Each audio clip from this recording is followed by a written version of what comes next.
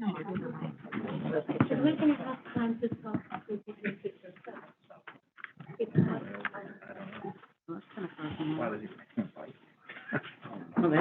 Okay, good evening.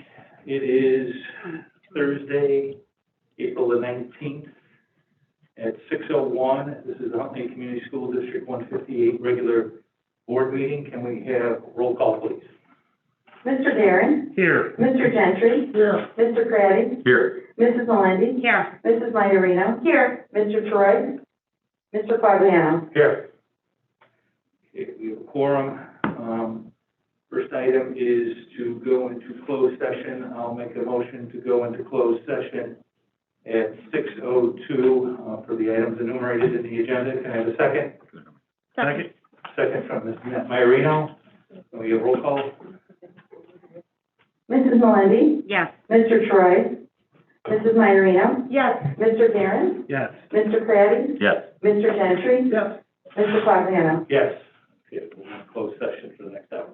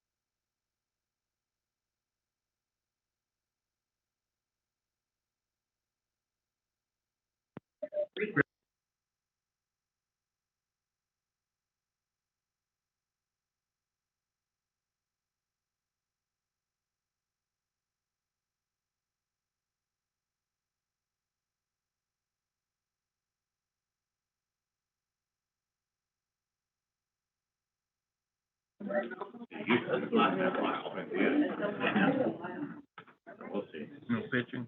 Football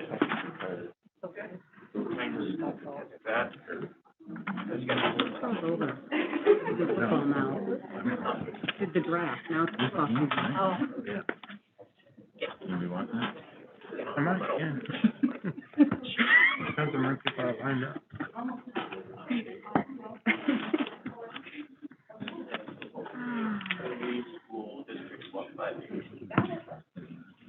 It's not so, no.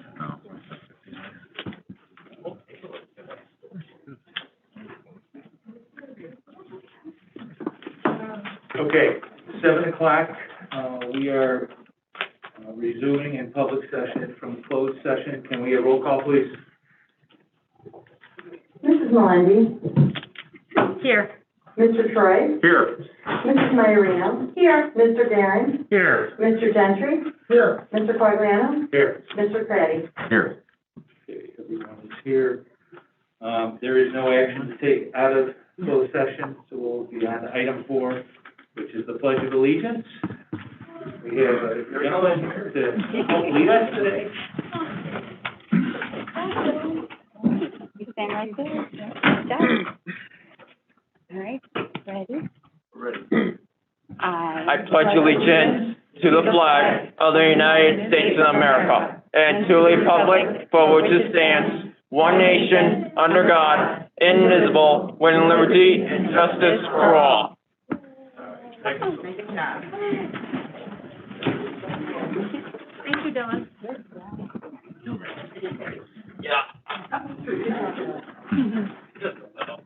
Well, that was great to have the us lead the pledge for the first time in a long time, so thank you so much, appreciate it. We're on to, student recognition.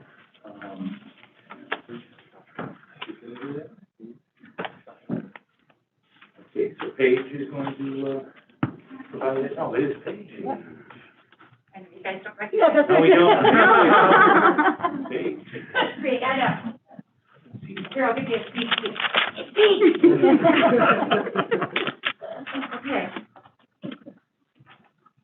Can you All put right, the button in the center, please? 5 minutes on it? Okay. Thank you. All right, good. All right, hi, my name is Rigel Jeanette. I'm an officer of Huntley High School's FBLA program / chapter, and I'd like to introduce this chapter to all of parents here, teachers, administration, and I'd like to talk about how FBLA has helped all of us improve our skills in life, our business skills, and just being a better person in general. So FBLA, it's a national student-led organization that promotes leadership, communication, universal soft skills, and provides opportunities for community service through programs such as our highway cleanup and running concessions at the volleyball games. And despite the name, FBLA, also known as the Future Business Leaders of America, has almost 200,000 members in 7+ countries, so not just America. Students are able to compete in over 70 competitions spanning 10 career clusters, which provides many opportunities for students of all backgrounds, skill sets to participate in events. Some people can do speech, some people can do presentations, some people can even just work on their math skills and figure out economic problems. FBLA members participate in competitions, leadership development and recognition events, and conferences. And despite the COVID pandemic last year, we were still able to participate in these events through Zoom. And although it's not the same experience, we still were able to work on many of the same skills that we would have done if we were in person. Students also have the opportunity to compete at area, state, and national competitions, which goes all across both the greater Northern Illinois area, the entirety of Illinois State, and the entirety of the United States and the other countries in FBLA at the national competition. And yeah, so my introduction to Huntley High School's FBLA program. Thank you. Good job, Rachel.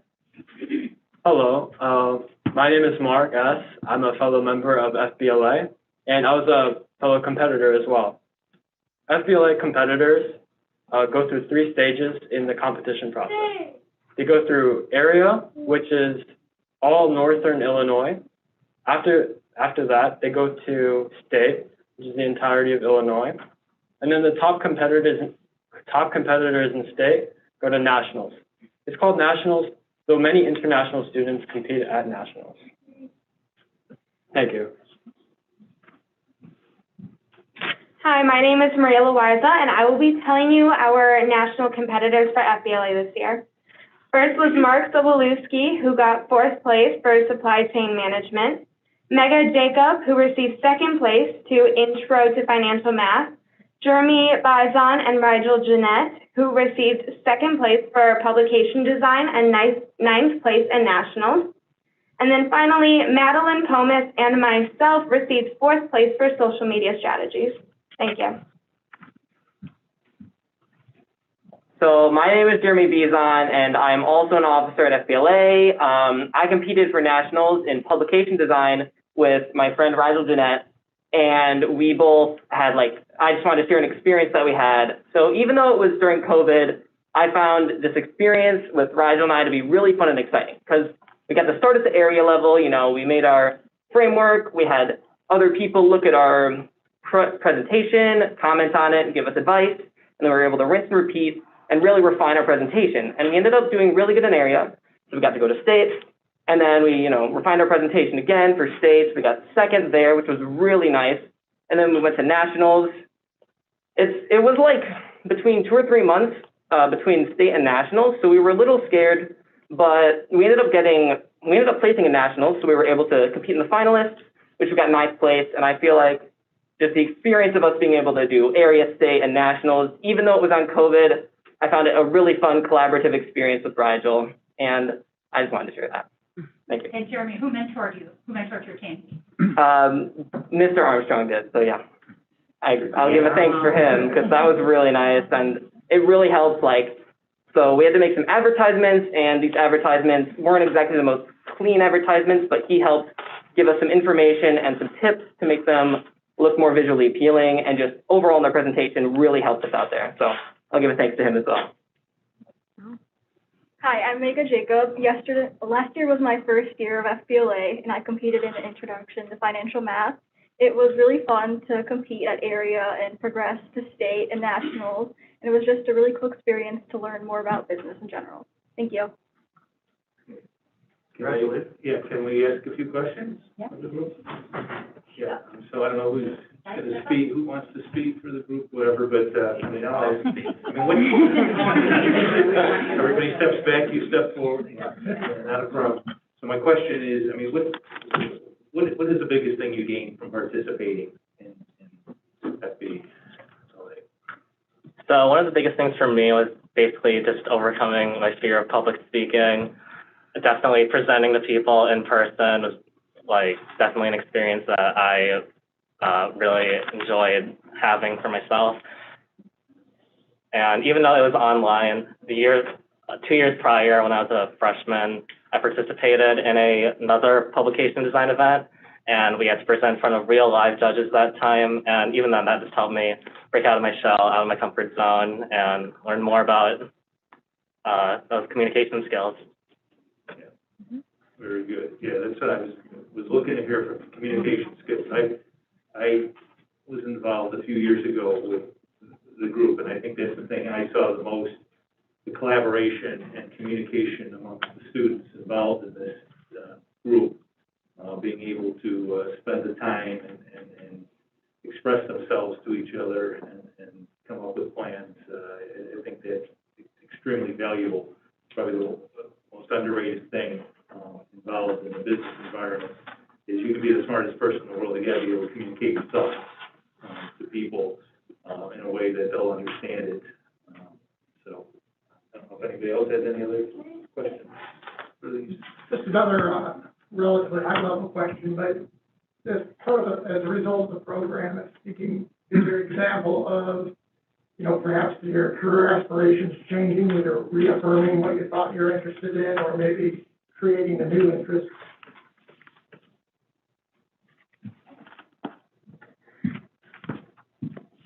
So since about freshman year, I've always had a passion for criminal law, as I feel most teenage girls do. And I wanted to be involved with criminal law, everything. Like, I was in love with it. I started FBLA last year, my sophomore year, and it just gave me such a sense of accomplishment.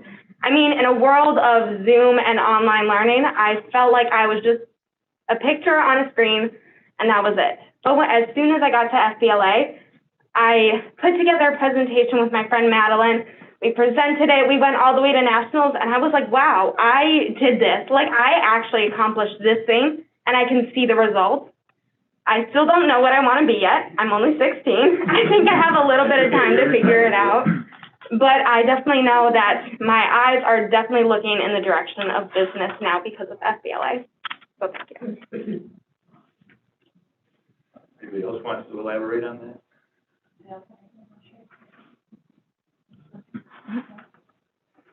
Any other questions for these? No.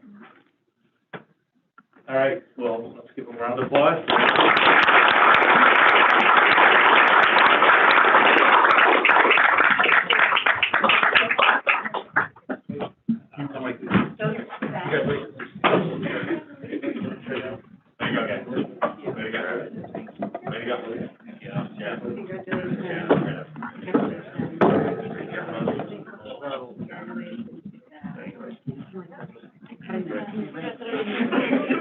Congratulations, great job.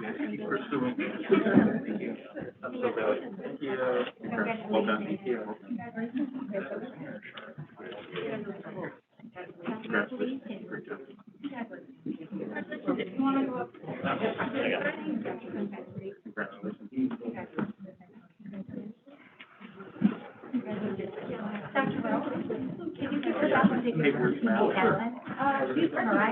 She lives like 5 doors down. Yeah. She lives like 5 doors down. So, Really? yeah. I'm supposedly surprised.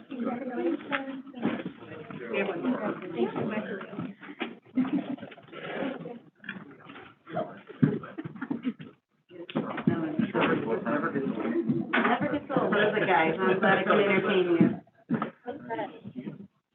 You guys want to scoot in just a little bit at the front? Perfect. Perfect. Congratulations, you guys. Karen, come on. Do I take a big one? You're okay? I can I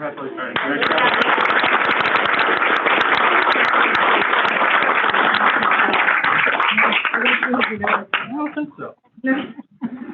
It's close, you know. Not in this context. Not in this context.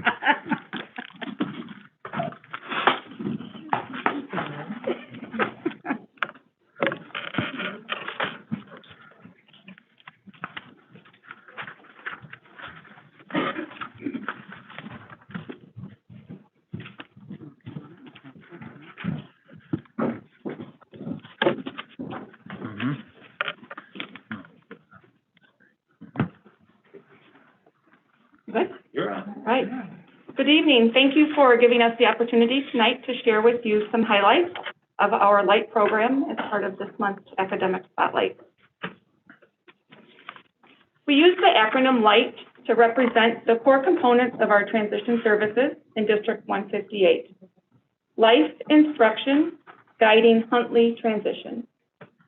Transition services provided through the LIGHT program are a coordinated set of activities designed to move students from high school into adult life. Our LIGHT program is designed for students ages 18 to 22 years old who have met state graduation requirements but continue to need more skill development over an extended period of time before entering independent or interdependent adulthood. The IEP team recommends a student for the LIGHT program based on data compiled into their transition plan, which is broken into 3 categories: education, employment, and independent living. Decisions about placement of students within the LIGHT program are based on 4 core considerations, including duration, frequency, location, and integration of the services. The IEP team considers students' individual transition goals when making those determinations about services and supports for students that are recommended for the LIGHT program. No different than other students with individual plans, all of our students in the LIGHT program have individualized schedules to ensure their needs are best met, both in and out of classroom settings, with the greatest emphasis on community-based instruction. Our LIGHT program provides a multi-tiered program structure that promotes opportunities for students to work towards achieving their post-secondary goals while providing necessary training for future employment. Programming includes hands-on, community-based instruction, as well as academic instruction in the areas of reading, math, and writing that is based on those students' individual transition goals. Students can move fluidly throughout the tiers, and based on the ability and level of the students in conjunction with their transition goals, they also can participate in multiple tiers simultaneously to ensure their needs are met. Since District 158 began the LIGHT program for our students with transition needs, the services and supports have been provided in multiple locations, both in and out of our community. Past locations have included Conley Elementary School, Psyche Park, Huntley High School, McHenry Community College, and Marlowe Middle School, as well as the community. Last year, we were faced with the need to find an alternate location for some of our LIGHT students because of the impacts of COVID, which prevented us from leasing space that we previously utilized at McHenry Community College. Given that short notice for needed space, we moved those students into Marlowe Middle School. Using Marlowe Middle School for the past school year provided and proved successful for our students, and we continue to have a partnership with McHenry Community College for those students who wish to enroll in courses there. Enrollment of the students in the LIGHT program has increased 50% over the past few years, growing from 34 students in the school year 18-19 to 55 students this year in school year 21-22. Our need for additional space, notably classroom space, especially for our students whose needs are best met through tiers 1 and 2, really presented challenges for us to maintain those students at Huntley High School, which led a shift for us to move our entire program over to Marlowe Middle School. And currently that's where our program is for this school year, again with some of our students continuing to take those courses at McHenry Community College. The additional classroom space really gives us the opportunity to maintain smaller class sizes that foster more individualized learning opportunities for our students. Ideally, our transition services are located outside of high school settings where there can really be a focus and intentional priority on community and independent skills, with clear understanding that our students have moved past those high school expectations. Our vision as a team is to work toward this priority for our students. We know that transition services are not a continuation of programs and services provided in the high school setting, but rather supports to help our students become part of the community. So it's important, with all of this said, that our priority is to return back to community-based instruction, and that the majority of learning for most of our students will occur in the community. All students in the LIGHT program will, for the first time this year, have the unique opportunity to have the same home base within Marlowe Middle School, which again is especially important for us as we move forward with our vision for future plans of a separate space for our entire light program. Benefits for our students include increased opportunities for development of leadership skills, purposeful collaboration and interactions with their peers, accessibility to all light team members, focus on shifts to post-secondary expectations, and an emphasis on integration into the community as young adults. As we continue to be focused and intentional to prioritize community and independent skills for our students in the light program, our key leadership objectives led to some adjustments within our light team. We've added an additional teacher, which has helped address increased enrollments of students, especially our students receiving supports in tiers 1 and 2. The additional teacher will help ensure those classrooms are set up and structured to offer the best learning environments for our students. We increased social work supports, offering more availability for our students to receive increased support in the areas of emotional and social development, with heightened emphasis on integrating those supports through community-based instruction.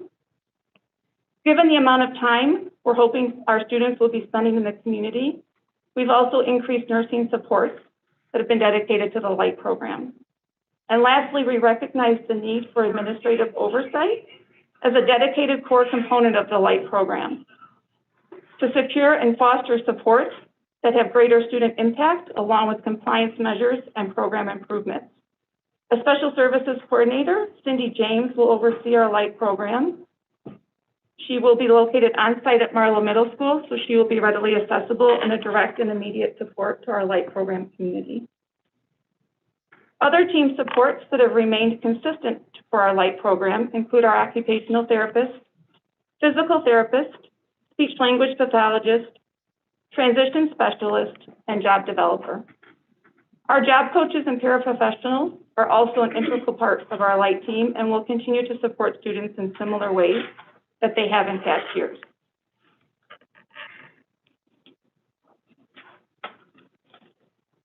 Now that you've heard a brief overview of our light program, I'm going to hand it off to Ms. Jackie Allen to wrap up our academic spotlight with an introduction of a very special guest.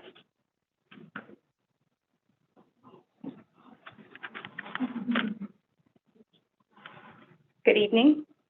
I am so honored to stand here this evening and introduce to you our student spotlight, DeAndre Chapman. During the 2021 school year, DeAndre stepped up as a leader, a model student, and an inspiration to our light and district community. DeAndre's aspirations to become a dance choreographer first began as an inquiry and soon evolved into the spark of our school year. Through the direction and reinforcement of the light team, including the job developer, social worker, and transition facilitator, DeAndre was soon on the pathway to his dancing dream. As defined through his transition plan, DeAndre began the real-life journey of post-secondary application by participating in the interview process with local dance studio businesses. DeAndre completed job shadows and interviews with Sarah Moran, Pom Squad's head coach for District 158, and Samantha Stupek, the Huntley Orchesis Dance Company director. Further job shadow interviews were conducted with Karen Fitzsimmons, owner of Dance Force Studios, and Janet Burkhalter, theater teacher and choreographer at Marlowe Middle School. Dance class observation and exploration in jazz, hip hop, and other genres continued to authenticate DeAndre's growth in the dance field, while lesson plans, co-teaching with an understudy student, and reverse inclusion were soon on display for our light and Marlowe students and staff. DeAndre soon held the position of head instructor of our Dance with DeAndre class at Marlowe. Differentiated plans were created for Tier 1 and Tier 2 students who joined classes weekly. Marlowe administration, office staff, teachers, students, district-wide special services leaders, and district office admin we're privileged to witness in person the reminder of hard work and happiness for our young adult student living out his dreams at a time that we all needed it most. And with that said, our student spotlight for the evening, Mr. DeAndre Chapman.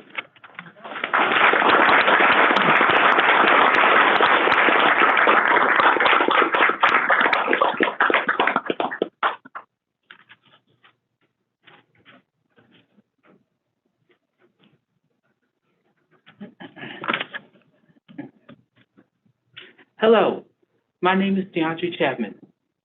Dancing has always been a passion of mine because it always inspires me. Dancing just makes me feel happy. I have 3 favorite types of music, and they are pop, R&B, and hip hop. And with those three genres, I hope to be a big-time dance choreographer like Kenny Ortega or Debbie Allen. Now, Kenny Ortega choreographed all the dance numbers from High School Musical. Yeah. I prepared for my lessons by being a co-teacher, which is a support teacher at Dance Force, and I was also the Light Program dance instructor last year. When I was teaching dance, I learned that you have to be patient with your students. If one of your students is stuck on a move, you go back and demonstrate it one step at a time. And most of all, give it 100%. You give it 100% by giving all your energy and effort. To give you a little preview of my dance lessons, I want to invite you to do some stretches with me. Sure. Balance music. Can we, should we stand? We have to stand? Yep, everybody stand up. All right. And that's right. One second. I wish there was some.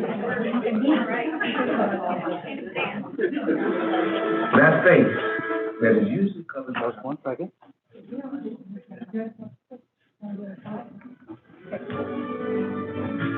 Okay. First, move your shoulders around like this 4 times. 1, 2, 3, 4. Good job. Next, I'm going to teach you the meatball stretch. So, put your hands in a fist like this and roll around 4 times. 1, 2, 3, 4. Thumbs up. Right. Now, my last stretching move I'm going to teach you is called the cheese. Now, the cheese is simple. You just shake your hands like this.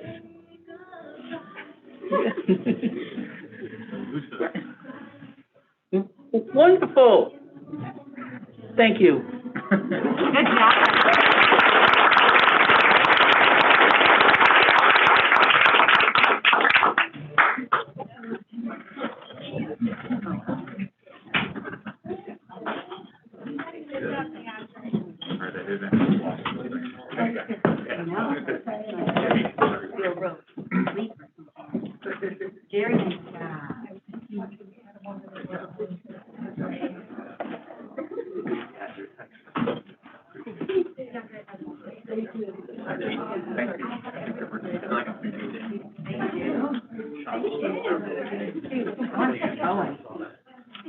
We're ready for level 2.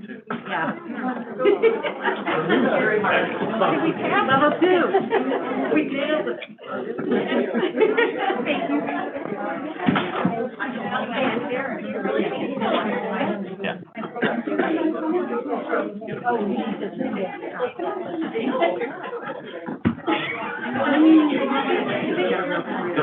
Great job on the foot. Yeah, very nice. Way to go, Dylan. Thank you.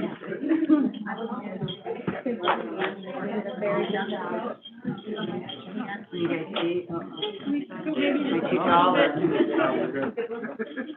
Perfect.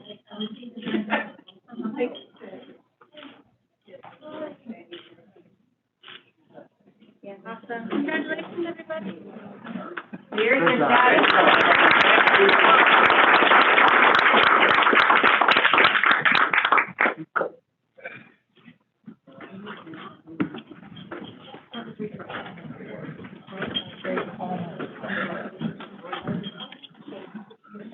Yeah.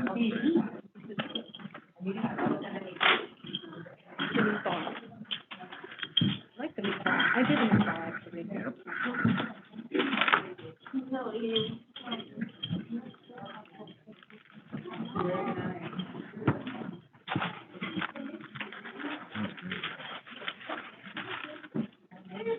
Appreciate the time, y'all. Thank you. Thank you. Thank you.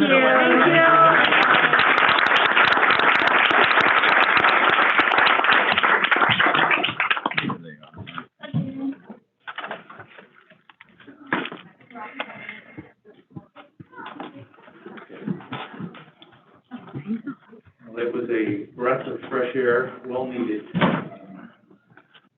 Very welcome to see. No doubt about it. On to item 7, public comment. I have several. Again, rules of public comment are we have 3 minutes to provide your public comment. I'll, at 3 minutes, if you're still going, I'll politely ask you to wrap it up and see if you get it completed. So, appreciate you staying within those bounds. Our first speaker tonight is Dale Traub.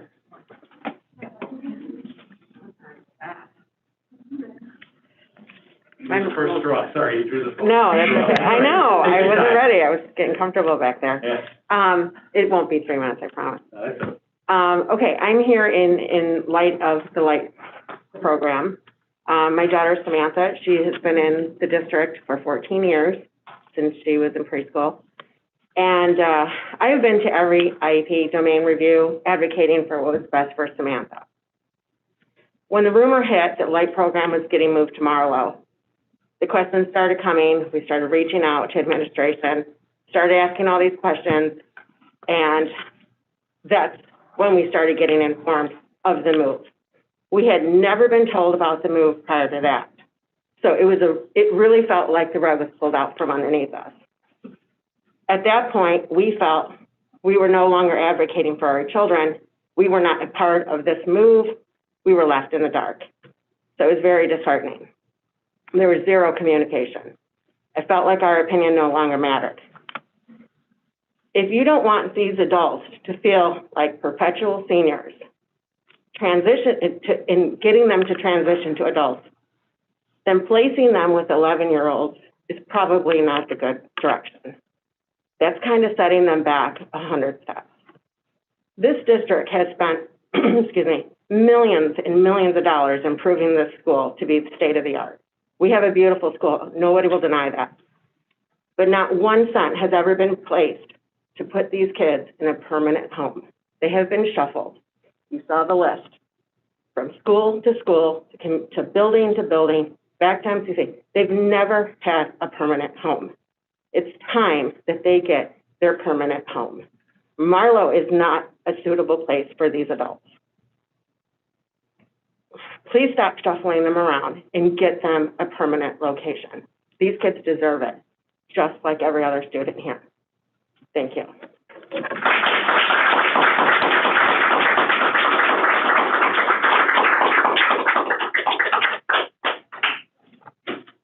Thank you.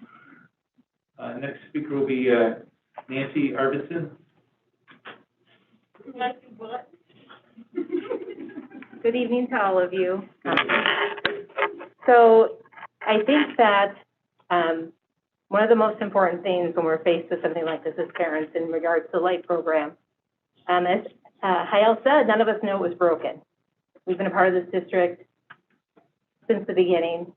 Samantha and Emily have been in class together since they were 3. And quite simply, it's disappointing and really appalling that we had no idea that the program, number 1, was broken, and number 2, that we would never be informed except for by rumor. Unacceptable. So my first initial gut reaction was, certainly there has to be some logic in the fact that, number 1, young adults don't belong with early adolescents. There has to be something that says, whether it's a code or a rule or a regulation. It took me 3 minutes to Google appropriate classroom size or age or whatever it was. And what came up immediately was Administrative Code 226720, Section C states, special education classes and services shall be delivered in age-appropriate settings. Now, it's clear to all of us, we understand that it is not a high school program. It is not a middle school program. It doesn't have a home. However, when you look at the definition of what is a setting and a facility, each of these facilities were built with a purpose. Marlow Middle School was built with a purpose of being a middle school. Huntley High School was built for the purpose of being a high school. It also has medical academy. It also has self-independent study, all sorts of different programs. We just heard from the academic students. There's so many things that go on at Huntley High School. So if you look at the facts and you try to keep your opinions out of all these things, the facts is that our adult children are being placed with early adolescent children. That's a fact. And the fact is, it's not appropriate, and the code states so. The second thing is, these children, these staff, these young adults, the children at Marlow, the early adolescents, are at risk having young adults in the buildings that they can have encounters with, of whatever that proportion may be. Our young adults are at risk because they're adults, and if something goes wrong, they're adults. And our teachers, the educators that have been the advocates for these children, who have been in the arena fighting for them since they entered the school district, you're putting them at risk as equally as much as you're putting the Marlow students, the Marlow staff, our young adults at risk. So in the words of DeAndre, 100%, like, this is our first call to action to meet with you guys and get some words out to you that clearly should be on the forefront of every decision made. And my call to action for you is that you guys got to get in the arena with us, and you need to make sure that no one's sitting in the cheap seats any longer when it comes to these kids, our young adults, and their future. Thank you.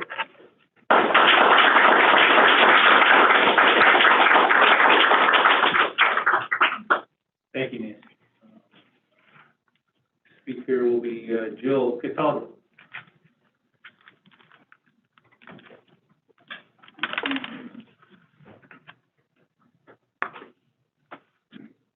Hello. Move this just a little so you can hear me. Last summer during the pandemic, District 158 implemented a 5-year equitable approach to education framework. Many parents are concerned about the shift toward critical race theory that similar approaches are leading to all over the country. According to the Exposed Critical Race Theory Project, these concepts are ushered into our schools under the guise of one or more of these terms: intersectionality, diversity and inclusion, fragility, and equity. Under any name, this is a controversial ideology that at its core teaches that white people are oppressing people of color because it is a flaw white people are born with, and also that people of color need help succeeding and will not thrive on their own without additional accommodations. Our administrators took almost $20,000 worth of white fragility training last month. This is a controversial, widely discredited theory pushed by an author who both sells the book and then sells the solution to her problem. I assume you've all read the book. I have. The book states, all white people are invested in and collude with racism, and that whites who think they are not racist cause the most daily damage to people of color. Do you truly believe people of color need extra lifting up to succeed in our world because they're not capable of doing so on their own? What kind of message does this send to people of color? Isn't this a terribly racist statement to make? Columbia University professor John McWhorter, who is Black, writes, white fragility is the prayer book for what can only be described as a cult. A corollary question is why Black people need to be treated the way the author assumes that we do. The very assumption is deeply condescending to proud Black people, and few books about race have more openly infantilized Black people than white fragility. I've been blessed to raise 3 children. Our daughter is of African Filipina heritage. Do any of you sitting here honestly believe that she has been oppressed her entire life by her 2 white parents and her 2 white younger brothers? That's what white fragility teaches, and that's now what's been taught to our administrators. We have never treated any of our children differently than the other, and our daughter has not needed any special privileges to overcome the color of her skin. In fact, her photograph still hangs upstairs at Huntley High, commemorating an award she received when she was a student here. For years, I thought that the fact that it's still hanging there is because of the impact she made when she was a student. But with the school's recent diversity and equity push, she herself is wondering if the reason her picture is still on the wall 7 years later is because someone wants some diversity of skin color up there. Multiple parents have already expressed their disappointment in seeing how Huntley School's curriculum has changed and shifted politically over the last decade. And those of us with both older and younger children have seen it firsthand. Our daughter graduated here in 2014, and she never brought home the kind of politically charged text and rhetoric that my freshman is expected to use this year. Have you read the new freshman geography book? I need a little more time, guys. I'm quoting from it. Page 246 promotes the Black Lives Matter movement and its ideology without mentioning that the founders of the organization proudly state BLM is a Marxist organization. Why doesn't his textbook discuss the fact that $90 million was raised by BLM last year and only a small percentage was given to Black causes or charities? Donations were funneled through the DNC's fundraising platform, Share Blue, for Democratic political candidates. In fact, one of the BLM founders, Patrice Cullors, bought 4 multi-million-dollar houses with the money and then resigned from BLM. Does my son's teacher plan to teach this to the students too, or no, because it's not in the textbook? Why is any of this in a geography textbook at all? I'll wrap up. 2 years ago, my oldest son entered as a freshman. He was the valedictorian of his his middle school in Zion Lutheran. He's one of those people who learning comes very easy. Guidance counselor at HHS, despite this, said she would not put him on an AP track. She told me, listen, everyone thinks their child is smart. It's too much for him. Well, I've had 2 years of teachers telling me he's bored, he needs a challenge, can't we move him to AP? But I'm also told, no, once you're on a certain academic track, you can't change it. Last month, I went with the same counselor for my second son, who was a freshman moving in, also transferring from Zion. He's a good student. He's not a stellar student. He is an A and B student, as a lot of kids are. But as soon as the counselor looked at his transcript, the same counselor said, he is AP material, and put him on the AP track. According to our district's equitable approach to education, you are now allowing students into AP level work who did not previously qualify, but no one will allow my junior to move to the AP track, which he needs. I sincerely feel our school district is losing its way in so many directions in such a short period of time. Under the equity beliefs of your new framework, it says our district will be excellent only when all families are empowered as equal partners. However, when many parents try to have a dialogue with you instead of just speaking to you, you don't welcome us. You don't engage us as essential partners. In fact, after we left the room for the last board meeting and you guys went to closed session, the mics were still on. A lot of us went home and listened to what you said about us, called us a few noisy, misinformed parents. We want you to talk with us. Oh yeah, it's still out there. You need to. We want two-way communication. We're done with. I understand, but day by day, I'm losing confidence in our district's ability to educate our children.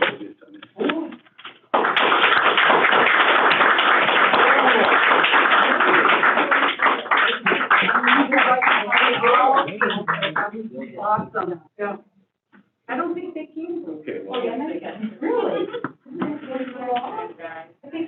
We're on to Andy Bittman. And Andy, do me a favor, please. 3 minutes to be good. I'm sorry, what was that? You can do me a favor, 3 minutes to be good. You'll come. All right, I timed it, I'm okay.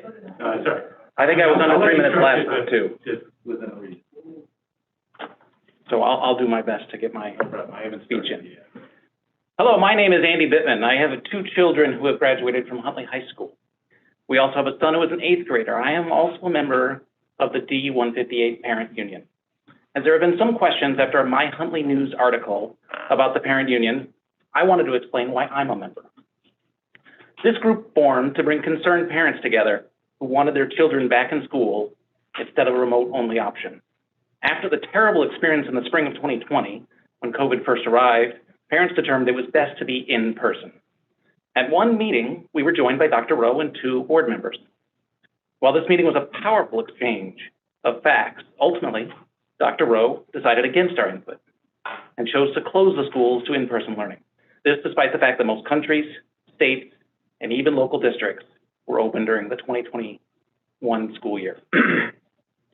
Our position of in-person learning is the core position of almost everyone now. Kids need to be in person. We were ignored, but just today, Dr. Beelan was paraphrased in the New York Times. He, Beelan, is bracing for a mental health crisis after more than a year of remote and hybrid learning. Sounds like the parents were onto something.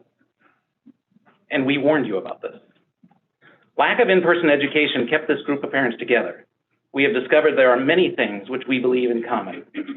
We want to participate in and guide our kids' education. Educating our kids is the number one reason many of us chose this district. Educating our kids is something we take pride in. We love our teachers who inspire and challenge our kids and bring smiles to their faces. We want input on the curriculum, specifically around sex ed, CRT, gender approaches, how equity is achieved, history. Recently, a lengthy and detailed escalation path for choosing whether you wear a mask or not was released. It made me wonder, have we put this much thought into other discipline issues? For example, hypothetically, if two high school students were to be up on chairs or tables in the lunchroom, encouraging other students to fight, what is the discipline for this activity? Is it written down? Is there an escalation path? Does it matter if they're wearing masks when this happens? As parents, we want input into how students are disciplined and how situations like bullying are handled. So where do we go from here? Dr. Rowe, last meeting, you were invited to meet with concerned parents in the meeting and in an email. You had comments in the closed session about how misinformed we were as parents. A concerned parent followed up and again asked in an email, can you meet with us? You declined. We just talked about communication, about how important that is. Every one of these speeches have been about communication. I'm off script now, so I apologize for that. The concern is about division in our community. That was shared. How can this be solved if we don't talk and respect each other's opinions? Dr. Rowe, this is our community. We care about it and we want the best education possible for our kids. We believe you need to be a part of this. Please accept an invitation to meet. If we are misinformed, then please take the time to help us. Learn where we've been misunderstood. Thank you.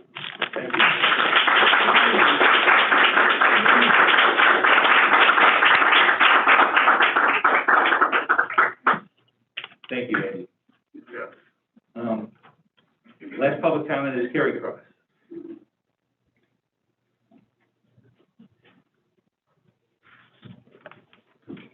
Hi again. As a parent of a child with Down syndrome who is now at Marlowe and who is currently at Marlowe and who will hopefully eventually be in the LIGHT program, I came here specifically tonight to see if the LIGHT program questions would finally be addressed and have the parents that are very concerned about it, have them be addressed. But I'm very confused still as to why this didn't happen sooner. With 52 participants in the program, I'm still baffled that before making these decisions, that each of these parents were not individually contacted. There's no way that 52 letters or phone calls to make couldn't have happened. I had an hour-long meeting with Sue and Bill, the new Marlowe principal, and there's no way that more opportunities couldn't have been made available for the communication to go out. Again, communication, communication, communication. I am not surprised, though, because the general approach to everything that's been done here has been to be reactive, like we're always chasing the ball and you guys don't even know you're in the game. On another note, I pulled my two boys from this district. My 13-year-old wanted to come to school and learn not to be indoctrinated and have the message that he is a terrible person because he was born a male with white skin, and he was getting that message loud and clear. He chose to leave, and there was no way that I was going to expose my 6-year-old to that message and the curriculum that this district is planning on enrolling. I'm sad to see that the orange shirts aren't here today, and that I actually believe that wearing those shirts with the smile on the face is a slap in the face to the kids that are being muzzled since you can't see them smile. I hope that someday soon we will stop putting the burden on these kids to be the community saviors and treating these kids as though they have the plague and they should be feared and fearful of everything. That's abuse. We are still short bus drivers, yet I only saw a help wanted sign anywhere in this community or on social media once. There are so many community pages, and we know several of the board members are on them. So why not post those opportunities instead of chasing to fix the problem? The overcrowding has been ridiculous in the past 2 days. to the point that kids have been sitting on the floors on the buses. So much for the safety concerns of the children in this community.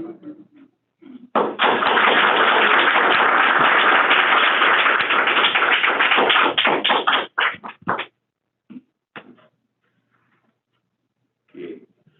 Thank you, everyone, for coming and providing public comment. On to number 8, revision and adoption of the agenda. Ms. Lombard, do you have a?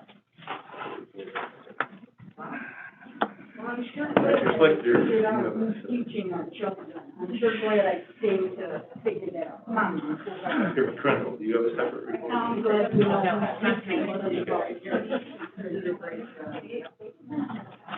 Dr. Del Castillo? And you're all playing with your masks that have cooties on them and touching everything. It does you no good. Stupid. Use your critical thinking, people. I do. I'm sorry, you do, yes, I apologize. You do.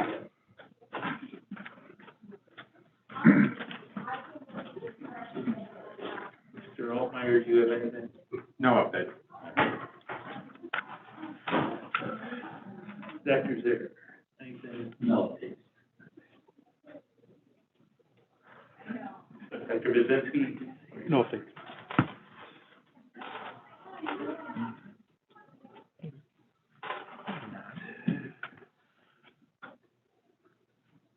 Perry, do you have anything on legislation?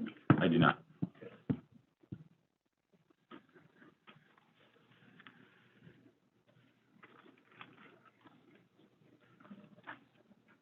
All right, then I'll make a motion to approve the agenda with the deletion of item 9, deletion of item 10, deletion of item 11, deletion of item 13, deletion of item 14, deletion of item 15, and deletion of item 19. Do I have a second? Second. Second from Mr. Gentry. Can we have roll call? Mrs. Margarino? Yes. Mr. Crary? Yes. Mr. Troy? Yes. Mrs. Melendi? Yes. Mr. Guerin? Yes. Mr. Gentry? Yes. Mr. Quagliano? Yes. Okay, we're on to item 12, Dr. Del Castillo, on the MTSS framework update. Yeah, thank you. We're thrilled to be rolling out our MTSS framework. The framework follows our vision to meet all the students' academic and social emotional needs through a systematic and equitable approach. Our district has addressed and supports students' academic and behavior needs through response to intervention, RTI, and positive behavioral intervention and support, PBIS. Decisions regarding the students' needs have been made through the lens of either academics or behavior. So this MTSS framework will give us a systematic approach to considering and addressing the needs of the student as a whole through a multi-tier system of support. The development and the implementation of the framework continues to be a joint initiative that is supported across departments and buildings. Mrs. Romero is going to share with us tonight the highlights of this process. Thank you for allowing me the opportunity to speak this evening and share an overview of our District 158 MTSS framework. Building our framework was a true labor of love, and I'm incredibly excited to share this work and have no doubt it will benefit our students.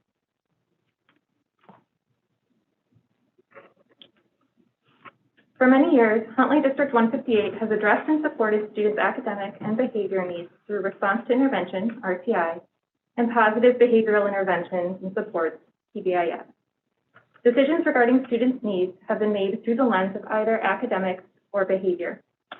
A more cohesive, systematic approach to considering and addressing the needs of the whole child through a multi-tiered system of support, MTSS, is vital to addressing the needs of the whole child and to helping our students grow and flourish. In order to address this need, an MTSS core team comprised of our school psychologists was formed and tasked with the responsibility of building our district MTSS framework. The purpose of this presentation is to provide an overview of the team's work and share our district MTSS framework and multi-year implementation plan. Before delving into the framework overview, it's important to acknowledge the incredible contributions of the various team members who provided feedback, guidance, and input through the development process. Some of these contributors include our social workers, facilitators, and counselors. They have the opportunity to provide us insights and key language and essential components of MTSS and provided us feedback on our vision statement and guidance document, and also took the time to participate in some summer planning sessions.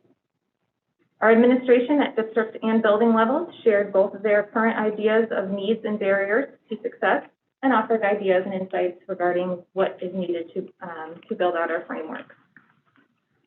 They also provided feedback on our vision and guidance document and also attended our summer planning sessions. Some key people that I really want to highlight that participated and really helped to create this framework was our team of school psychologists. So it was a small but mighty team that over the course of a few months came together over our 14 meetings, spent over 40 hours or 2,400 minutes together planning and building out this framework. They synthesized all stakeholder feedback to create our vision. They researched and shared their knowledge and expertise to help to create an effective MTSS framework. They created our guidance document and handbook, and they committed to building a framework that kept all students in mind and at heart. They also participated in our summer planning sessions and dedicated a great deal of their own time. For over a decade, District 158 has had supports for students in place through RTI and PBIS. We recognize that a student's social emotional needs can impact their academic performance and that challenges with academics can influence behaviors. They are interconnected. Our MTSS framework merges and refines our approach to addressing students' academic, behavioral, and social emotional needs to ensure that we are looking through a whole child lens and making solid, data-based decisions about the supports they need. We have had problem-solving teams in place at each building over the years to talk through challenges that students are facing and make plans to address them. Through MTSS, we have systematized our approach to problem solving to ensure consistency with how we discuss students' needs and respond to them as a district. Historically, we've used math as our universal screener, but last year we shifted to using STAR Math and Reading and Early Literacy as our primary academic screeners. Finally, through our SEL review during the 2019-2020 school year, recommendations were made regarding implementation of an SEL screener, an SEL curriculum, and intervention. These recommendations have all been built into our MTSS framework. So what is MTSS? Defined by the Illinois MTSS Network, it is a multi-tiered system of support, the framework for continuous improvement that is systematic, prevention-focused, and data-informed, providing a coherent continuum of support to meet the needs of all learners. It is often assumed that MTSS is built specifically for students who are struggling with academic skills and concepts. However, it is designed to include supports for students who demonstrate social, emotional, and behavioral needs as well. And MTSS encompasses all students, including those who are progressing as expected, those who are not making gains or growing as expected in a particular area, and students demonstrating readiness for enrichment and acceleration. As a district, we have taken several steps to implement our action steps outlined in our SEL review, as SEL falls under the MTSS umbrella. Rulers, an evidence-based approach to social emotional learning that teaches emotional intelligence to people of all ages, with the goal of creating a healthier and more equitable, innovative, and compassionate society. It is not only a curriculum, but a way of infusing SEL into the lifeblood of a building. RULER stands for the various skills associated with emotional intelligence, recognizing emotions in oneself and others, understanding the causes and consequences of emotions, labeling emotions with a nuanced vocabulary, expressing emotions in accordance with cultural norms and social context, and regulating emotions with helpful strategies. At the secondary level, we sent our building principals as well as specific team members serving in various roles, including assistant principals, social workers, instructional coaches, and teachers, to participate in a 6-week ruler implementation training. Team members were chosen for this training in a strategic manner based on their role in our implementation plan. The 6-week training is hosted by Yale Center for Emotional Intelligence and serves as a train-the-trainer model. The team members who participated in this training serve as the core ruler implementation team for their buildings. To date, Heinemann, Marlowe, and Huntley High have recruited staff members to expand their teams, developing building-level ruler committees, and have begun their work in bringing targeted ruler PD to staff. This work began last year and will continue to carry over into this school year with an intense focus on building staff knowledge and understanding around around the impact and influence of emotions and why this matters to us as educators and to our students. At the elementary level, we were extremely excited to send one team comprised of district and building administration, as well as 2 of our TOSAs to serve as our initial elementary ruler team and begin looking into how ruler can be embedded into our buildings, as well as our interdisciplinary units. We've applied to send these buildings to participate in the 6-week implementation training this winter to ensure all buildings across the district have core implementation team to support their building needs. In line with our MTSS framework plan, district-wide ruler rollout is a multi-year plan. In order to further identify and assess the social, emotional, and behavioral needs of our students, respond to those needs, and ensure that our Tier 1 approach to social emotional learning is meeting district needs, screening our students with a common, consistent tool is incredibly important. Similar to academic screening, such as STAR reading and math, screening our students' social emotional skills and identifying areas of need is part of our MTSS framework. We will be screening our students across the district, pre-K through 12. Our interventions and supports will continue to be analyzed and adjusted on student needs. Reviewing our academic and SEL intervention resources for the purpose of effectiveness and consistency is a major focus of this school year. Our approach to building our MTSS was systematic and layered. We began by defining our vision, which guided the remainder of the work. The vision allowed us to build the bones of the framework outlined in our guidance document, and the structures and protocols and other details were then created through our handbook, which outlines the details of collaboration, tiers of support, database decision-making. Implementation of the framework hinges on some key components, including common expectations and guidance, consistent tools and resources, professional learning, embedded supports, and most importantly, consistency of practices. The vision statement for our MTSS was developed through feedback from our key stakeholders, and it reads that our District 158 community will meet all students' academic and social emotional needs through a systematic, equitable, and collaborative approach. High-quality instruction is provided through a continuum of tiered supports and services using data-driven decision-making and ensuring all students have the supports needed to promote learning and growth. Our district MTSS vision drove the work of our core team and was at the center of all planning. It is what we aspire to achieve.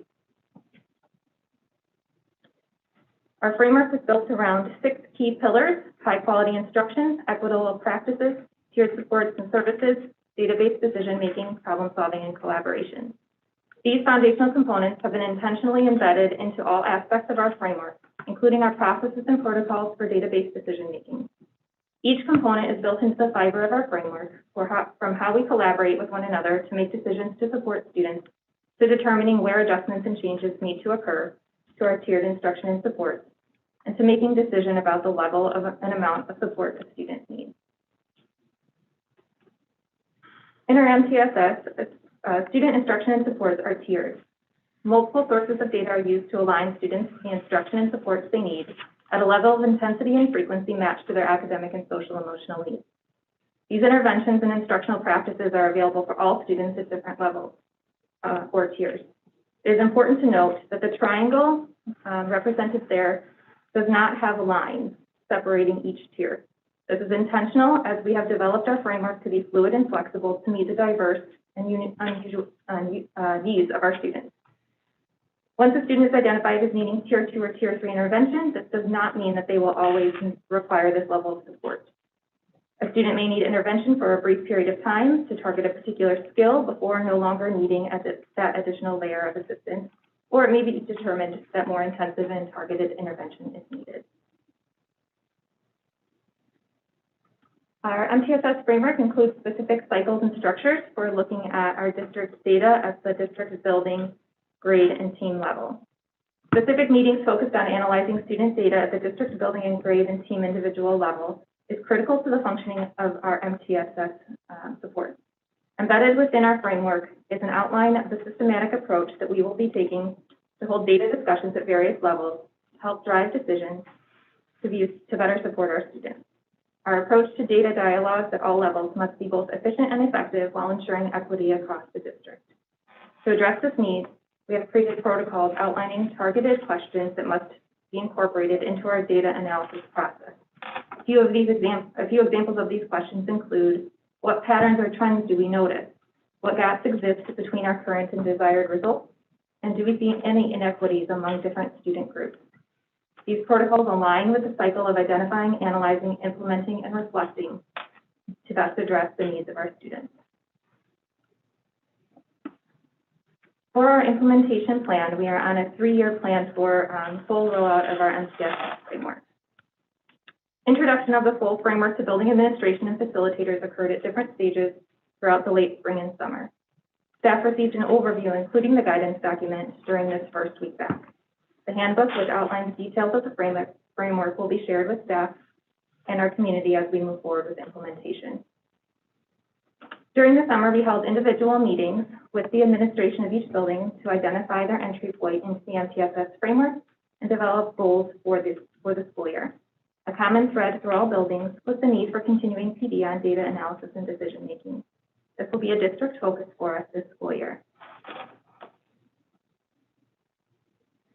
Although it may seem that we have separate initiatives through MTSS and the Orange Frog, the reality is that they are completely intertwined and work in tandem to meet the needs of our staff, students, and school community.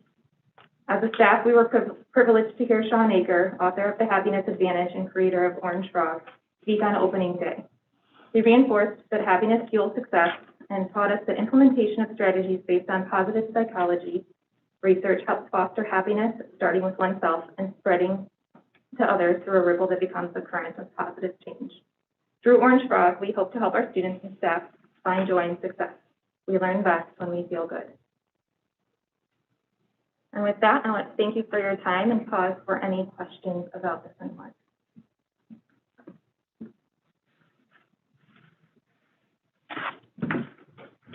Questions?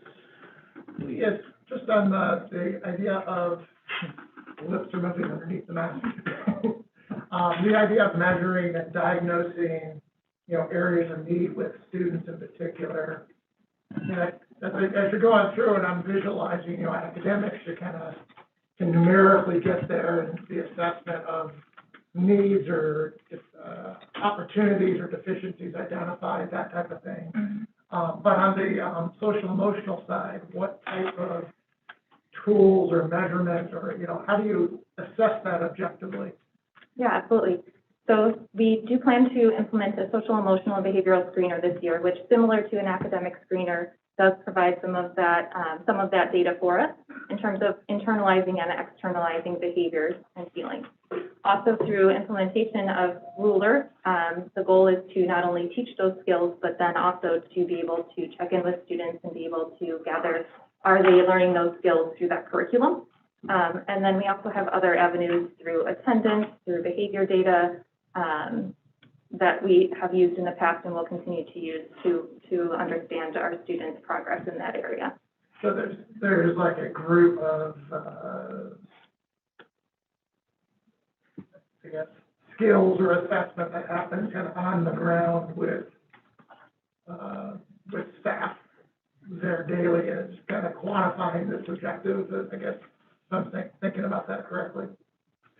So it can be quantified through, certainly there are emotional skills, right? Mm-hmm. And those are what we're teaching and hoping to teach through Ruler as one approach.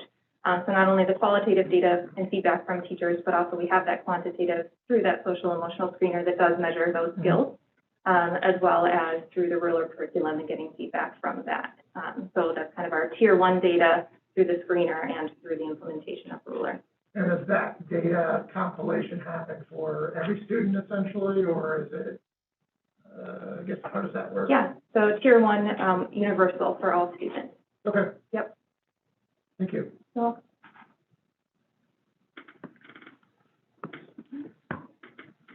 How often are you screening the students then? You may have missed that. no, academic or social emotional? Social emotional. Social emotional screenings, we intend to screen twice per year. So typically in the fall and then in the spring. And are there then other indicators that staff are looking for?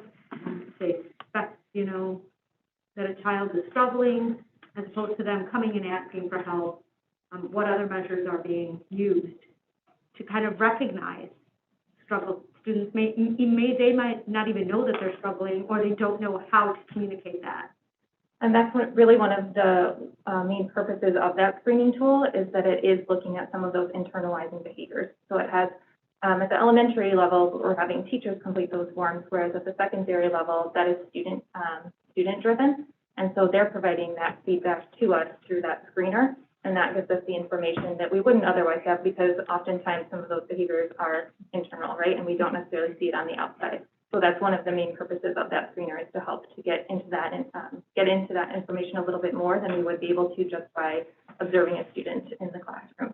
Okay, thank you. Sure.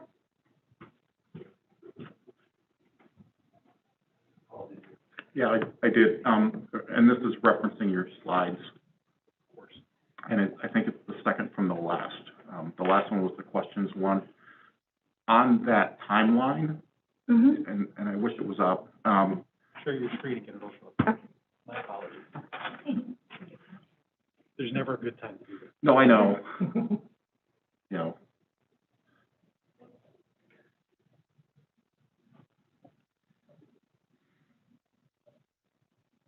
Not letting me go back. Click in the, yeah, click in the slide and then back there. One more back, that one on the implementation. So on here, when I looked at this, I was trying to understand where the interaction with the students is. I see the student screening in year one of the implementation, and then year two is continued meetings and continued meetings. So if this is going to be done for students, where are the students in this timeline? Sure. So I can speak to, in terms of specific to the academic side, I know I can also toss it over to Mrs. Or Dr. McCrindle to talk a little bit about the elementary, and Dr. Schlichter to talk a little bit about the secondary, but also can speak a little bit to that ruler implementation, that social emotional learning side and that curriculum. At the secondary level, that we'll be rolling some pieces out of that this year with our students. And at the elementary, the goal would be to infuse it into the units as our teams go through that training, looking at the following year. But I can toss over to both of you for the academics. Just to, so the screener is going to be to all the students, and it's a universal screener. That's what we call it, universal, because we're going to, all the students are going to take it, and it has certain norms that are going to show us red flags when we can start addressing the needs of the social emotional needs of our students, and that's in elementary. And then in middle school and in high school, it's going to be a self-reported type of assessment. And that was very important for the team because we want to get information from the students. So in elementary, it's going to be more the teacher driving the assessment or the screening, but in middle school and high school, it's going to be the students reporting what they do. The only thing I would add, I think when you're talking about the student-facing part, once teachers receive that data, they're going to be able to see groups or clusters of students in their classroom who are struggling with different types of behaviors, and then they would adapt what they're doing to support those students within their room. So I think it's kind of like layered in there. As they get the data, they respond, and then we change, we, provide a different layer of SEL supports or a small group, or layer in those different interventions based on that. So it's layered within each of those steps. Because my concern, just in the slide alone, is we're taking a lot of time to put in the backbone and the training and everything else, and we're not going to roll this out for 3 years. Well, there's a lot of things that can happen in the next 3 years, and we're living through some of that now. So I want to make sure that this isn't just teacher, instructor, adult focus, that this is being done for the kids. Oh, yeah, I understand, definitely. It's happening right now. Okay. So the screening is going to take place in the fall, and we are doing this. There's still, we need to build a framework, but there were already interventions in place. So what we're doing is basically organizing and see that as, instead of just the silos of behavior and academic, and just bringing those together and have like a whole picture of our students. But that's happening. The interventions are going to happen, as Dr. McCrindle and Dr. Schlichter shared last time, from pre-K to 12. So it's happening. this is just for us more like the work that we are doing, but, definitely it's happening this year. Okay. And If I could put that into context, Mr. Floyd, the reason I asked Dr. Del Castillo to bring a more comprehensive MTSS presentation was the fact that MTSS is not new to us. We have been doing it. What we have been doing longer than we possibly should is referring to it as RTI, response intervention. And the moves that we've made organizationally was Mrs. Romero was our social emotional learning director within the curriculum department. And the shift that we made was take social emotional learning, put it in the special services department under that bigger MTSS umbrella as the experts of intervening in students from the regular ed all the way through to the IEP level. And in doing so, then dividing elementary and secondary to further specialize their intentionality. And then when we added 10 certified teachers as interventionists, we wanted you to see the backbone behind the structures that those teachers are really supporting as we're beefing up the interventions that we're offering. I wanted you to know the whole story behind what was supporting those teachers and making the interventions from Tier 1 regular classroom to Tier 2 pull-out to Tier 3 intensive, making it go. So to connect a few things we've talked about over the last several months as to why tonight is perfect. Okay. And from a parent standpoint, what can the parents expect to see? Or what, forgive me here, okay, I'm going to struggle with my words. There's a lot of terminology that parents may not be familiar with. And I want to make sure that what the parents are taking in is something that they can relate to and understand too. If that question makes any sense. It does, absolutely. And we spent some time talking about, especially with the screening piece, of making sure that there is that communication home to explain not only that that will be happening, but then afterwards also explaining the results of that screening and making sure that families have access to that information and what that means. And throughout our implementation of Ruler, there's also information and opportunities to involve families and to share information with them as well, which will be coming down the road. Thank you. And I was part of one of the people that saw the Orange Frog presentation at the IASB conference 2 conferences ago, I guess now, or 2 years ago. And I was very impressed with that, and I was an advocate for it, so I'm glad to see that it's being utilized here. Just to add to the parent information, the screener has a parent component that will in a different language. They have a teacher component, a student, and a parent component. That's one of the main reasons we also decided to go with that specific screener.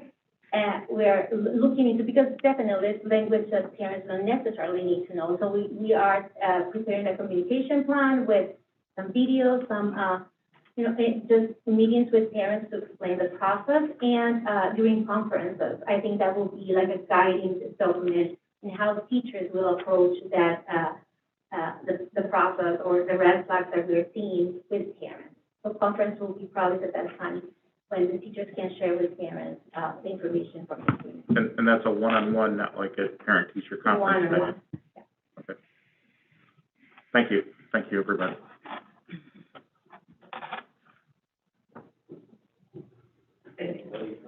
I do.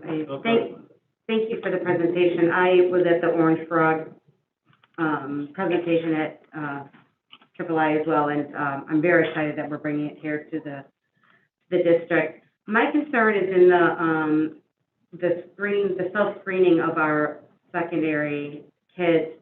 I feel like middle school and up, they're not always forthcoming with how they're feeling. I feel like they're smart enough to know what to say and what to put down to get them out of certain things. And so my question is there going to be some kind of safety net where the teachers are going to have an equal opportunity to do an assessment? And then the second part of that is there's a lot of students that already are receiving some social emotional help outside of school in the form of a psychiatrist or a therapist outside. So is that going to be information that's already given to kind of coordinate, their curriculum for the social emotional part of it? So on the screening side, the first part of your question, so there are, as Dr. Del Castillo started to explain, there are parent, teacher, and student forms. So our primary is for our secondary students, which was something that was expressed when we sought some feedback from our secondary team, which consisted of teachers, social work, placement counselors, and administration. So we asked for some of that feedback in regards to what are they looking for in a screener and looked at some different tools.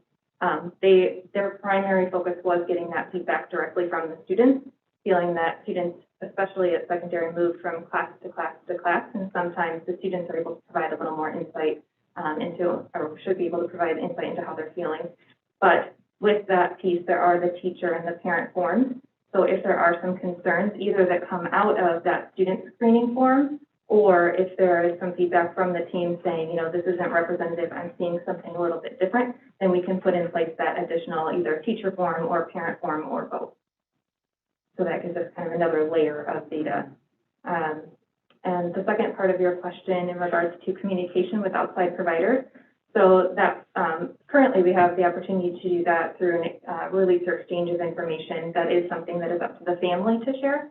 But certainly we have different families who have provided that option through that release or exchange of information, and we have team members in the district then who communicate with them directly. Okay, thank you. Sure.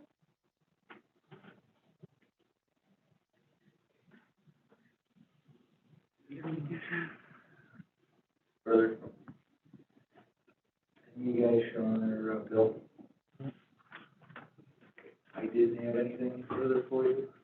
Anybody with any other calls? No, we thank you very much. Very thorough presentation. Thank you for your time. Thank you for your time. Presenting it. Thank you so much. Appreciate it. Thank you.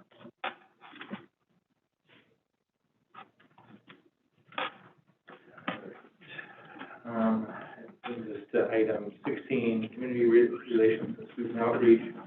We have our FOIA requests that are listed in our agenda. Any questions related to the FOIAs? And we'll move on to item 17, superintendent's report. All right, I actually am going to share a little bit of a background, visuals to accompany my report this evening, just to give you a glimpse into, obviously today is the second day of school, and we welcomed back all of our students over the last couple of days, and I wanted to give you a little glimpse into some of the sites of what we got to see with our students, and just like I said, in the background of the few words that I have, obviously it's been the longest and yet at the same time probably the fastest summer of all time. We welcomed back 1st through 12th grade yesterday, and preschool and kindergarten today. And as you can tell from the pictures, from snapshots in time, we had a tremendously positive start. The tenor in our buildings was one of excitement, happiness to be back, and positivity from our teachers to our students to everyone interacting throughout the district. Almost normal, had we not been living life in a pandemic, I probably would personally say it was probably the most positive and energetic start to the school year that I've had in the last 4 or 5 years, which is saying a lot given where we are. I think the excitement around coming back and everyone coming back has gone a long way into healing the soul a little bit for our educators and bringing our kids back together. There's a lot of excitement. So with that, I wanted to touch on a few things this evening. I'm going to highlight some transportation things.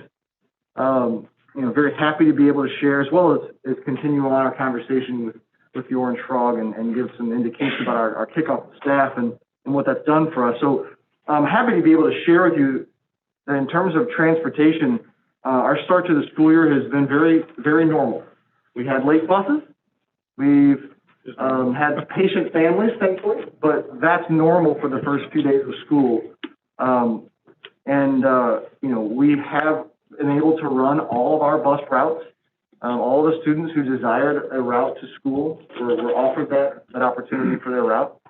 We did not have to request anyone, given where we were asking families to provide transportation because we could not bring bus drivers to all of the routes that we needed to. We didn't have to ask them. It's a huge accomplishment that, Ms. Lombard and Ms. Hooper and Dr. Zier and HR have overcome some monster hurdles for us in the district to get us there. Are we completely there? No. We have enough drivers to run our routes, and we have a small handful of subs. We are still in need of more drivers to round out that sub pool. If we get hit with a lot of absences, we're going to feel it, and we're going to have to get creative. So we need to be sure we build that sub pool up before that day comes. And in light of our public comment, I'll speak of a couple things. It's very normal for our buses to be late in the first 2 days of school. We all know that. It's also very normal, although, Ms. Lombard and Ms. Hooper attempted to get a very concise and clear idea of who was riding and who was not. The first time we've conducted a survey of this nature in this district for this very purpose, to ask, are you riding, so we could plan on how many students to schedule for a route. Based on that, we built the route. Were there crowded buses? Yes, there were crowded buses. Were there kids sitting 3 to a seat, probably beyond the level we wanted to? Yes, there were. But again, that is normal for the first couple of weeks of school until the day we figure out consistent ridership, and then Ms. Hooper will add routes, make adjustments, and bring that down to the appropriate level. And I will ask the specific question because it was in public comment. Ms. Lombard, were there any students sitting in the aisles on our bus? No, we've seen that on social media today, as well as had 2 parent phone calls down in transportation on that. So on both of those buses, we pulled the head counts. We pulled the videos on those. Were there kids sitting? Absolutely 3 to a seat, because we do have some more students, families who've said, hey, things have changed, or, oh, I didn't understand the survey, or I clicked the wrong button. Yes, and so were they under the 77 passenger?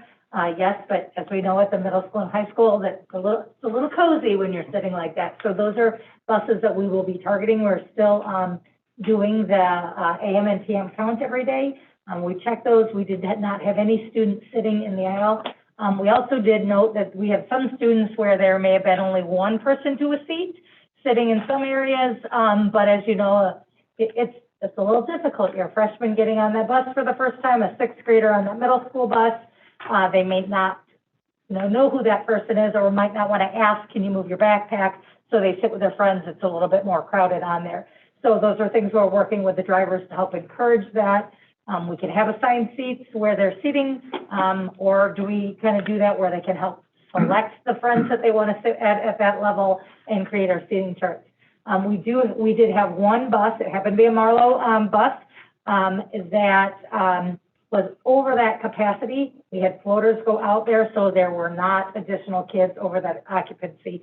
So the last 2 days, we've had that floater go pick up the last few stops on that. That is our number 1 bus we'll be changing, but there are a couple others at the high school and at the middle schools that we're kind of watching to see how can we peel that back and make it a little bit more comfortable with our resources that are on there. And another concern we've had is a lot of people just not understanding why are there 2 to a seat and why is everybody in, why are all seats being used because of the pandemic?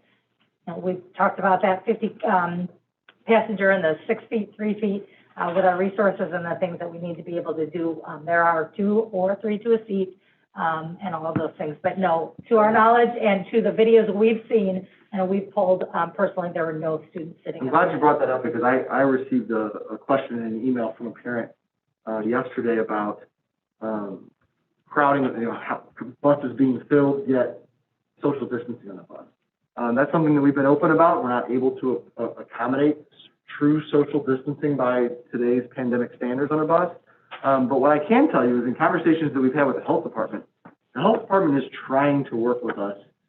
And given that that's not as controlled of an environment as our schools are. And the CDC won't constitute a public transportation as a controlled environment, yet it's for a school, and we have universal masking, we have seating charts on all of our buses, and all of our windows are open to increase the airflow, we're hitting as many of the mitigations to make it more of a controlled environment than, say, a subway or a Greyhound, or a metro or an airplane. So because of those things, the health department has openly said, we want to work with you, and reduce that. And if we can guarantee and prove that those are in place, meaning if there's a question is raised, we can pull video and say, no, we verified it with video, then they'll operate, instead of 6 feet or 3 seats in front, 3 seats in the back, to the 3-foot range, which dramatically reduces the number of students that might be impacted by a positive case. So, fortunately, we're in a position where our buses all have cameras, and we're able to validate that. But that puts us in a position where we can achieve the goal that we set out for at the beginning of August when we shared our return to learn plan, which is reduce quarantines to the minimum number possible. So, for whatever that's worth, I appreciate the health department trying to work with us, doing the best that they can to keep our students in school, and we'll see how that progresses. But back to the original point, we do expect the numbers on our buses to begin reducing with additional routes being added and as things kind of settle and balance in. But as hard as it is to accept, I think during a pandemic, given what we've been through in the last 18 months, this is totally normal standard operating procedure. It just takes a couple of days to figure out what ridership's going to be and then allow us to adjust. And Dr. Rowe, I know that resources are tough out there in terms of hiring. I know that there's been a lot of advertising that's gone on in this district, but it's... Yeah, we haven't been chasing anything. We've been ahead of this for months on drivers. The comments, the last public comment on chasing, we haven't been chasing them. We've been ahead of this for a long, long time. That's an inaccurate statement, like the statement of the kids sitting in the aisle. That's the type of stuff shouldn't be tolerated anymore. And we're also... Misstatements of fact. Exactly. No, we kind of just pulled that up and looked at, those things. We'll have our first person is in the pipeline from our referral process. So, anticipating that they're going to successfully complete that probationary period. So we'll push that out again to all of our employees, just if they know, people who are available and interested. And we are also, started discussing yesterday and looking at, today, for the secondary schools, wouldn't be able to do this, but it's not so much an issue with our elementary, is to look at, we've got some of our really close neighborhoods that are right there next to that campus, and going to reach out to the buildings to see if there's a way for some of those where we could maybe even do half a run drop. They're there, they can have breakfast, they can hang out, in the cafeteria area, and pick up a second load that does not increase any of those, but could cut the number of students in those closer neighborhoods in half. It gives that a little bit more comfortability to the riders. And so we do want to work with our 2 middle schools to see if that, we know breakfast is there and it's ready. Is there, do we have supervision that could happen so we could drop a little earlier and do that, and it would not change bell times at all. So we're investigating that at this time too. Great. Thank you. All right, so moving on, I do have a couple of other just visuals to give. This is the same visual that was in the MTSS, unknowingly it was in the MTSS presentation, but just to explain, so the Orange Frog is The Happiness Advantage was the book that Sean Aker wrote, reporting out on the research that he conducted at Harvard University. And that research was showing that if you can breed and generate happiness in the workplace, your employees are going to be more engaged, your retention rates are going to be higher. Now, obviously for us, how that translates, we don't have an employee retention problem, but at the same time, we'd all be happier if we retained 100% of the employees we wanted to stay. And engagement from our employees translates to student achievement. And some of the examples that he was able to show and prove are pretty astounding at schools where this has been implemented. Right down the road, Schaumburg 54 is a specific example.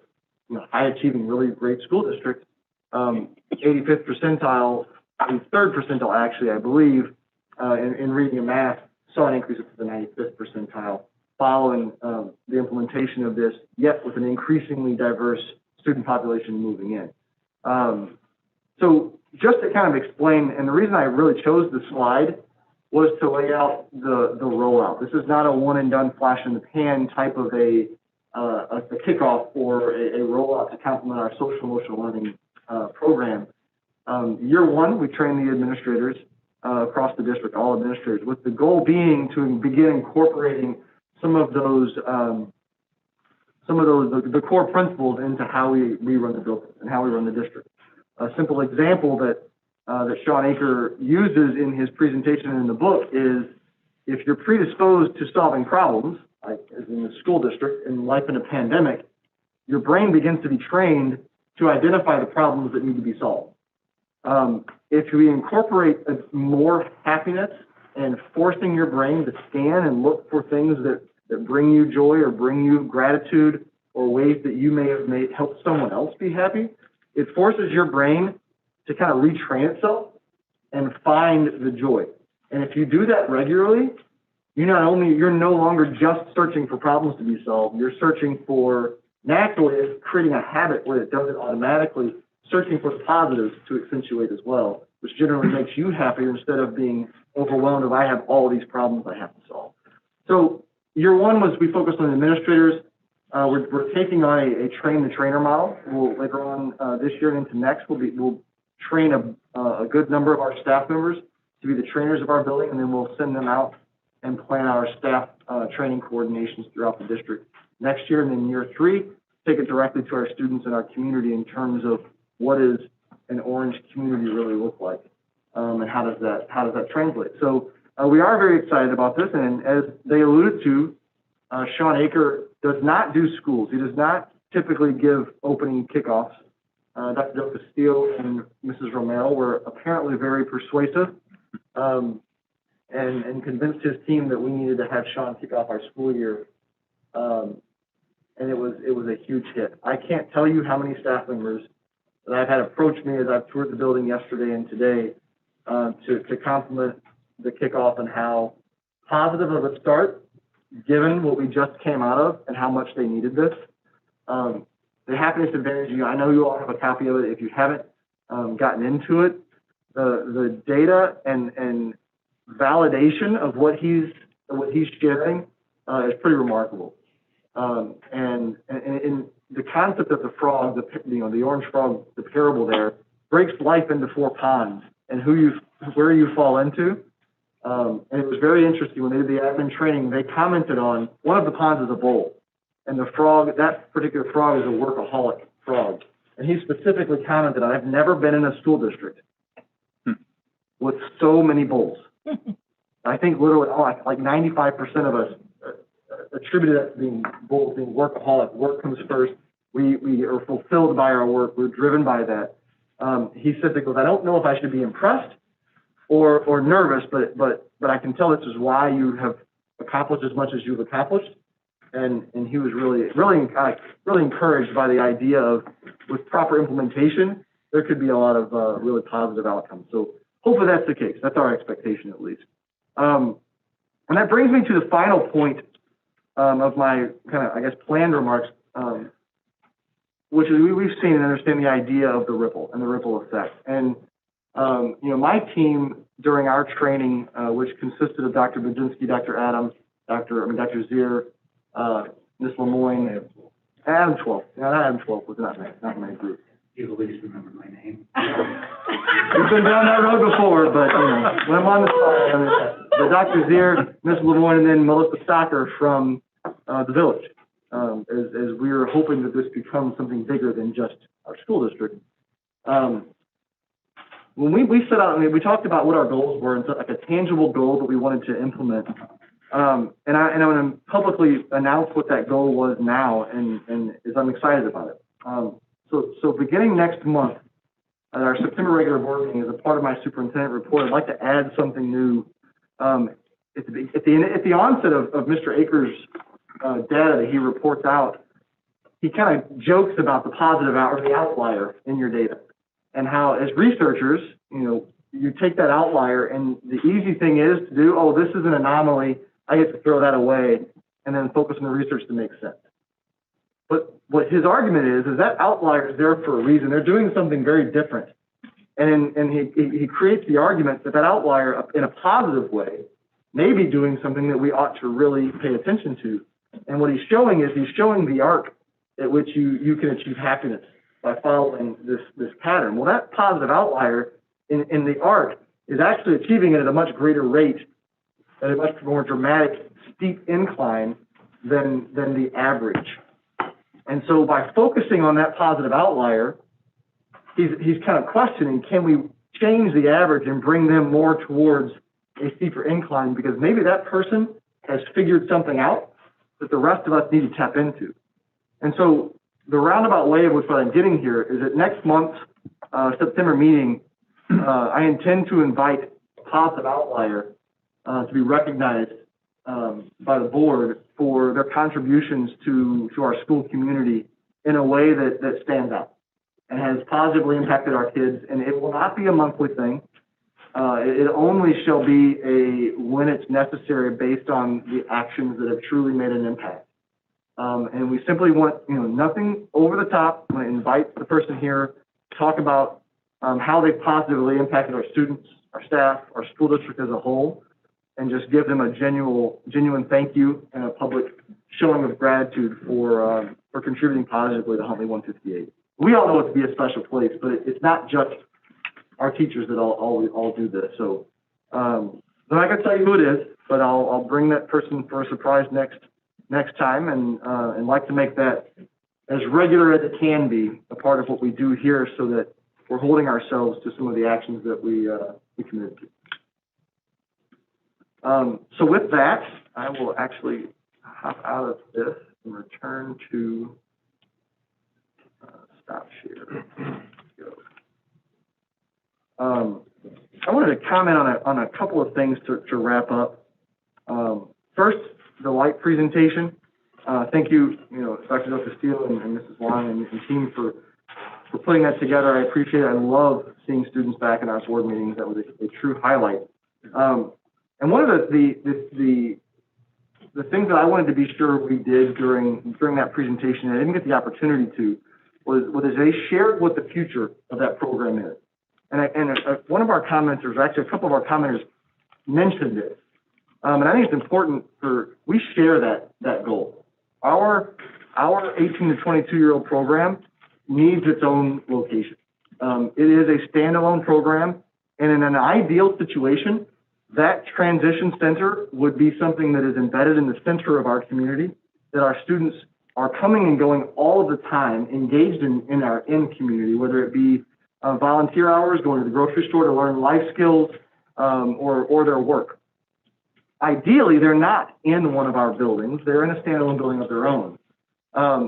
So I wanted to share with you all that our intention is to begin investigating how that can happen.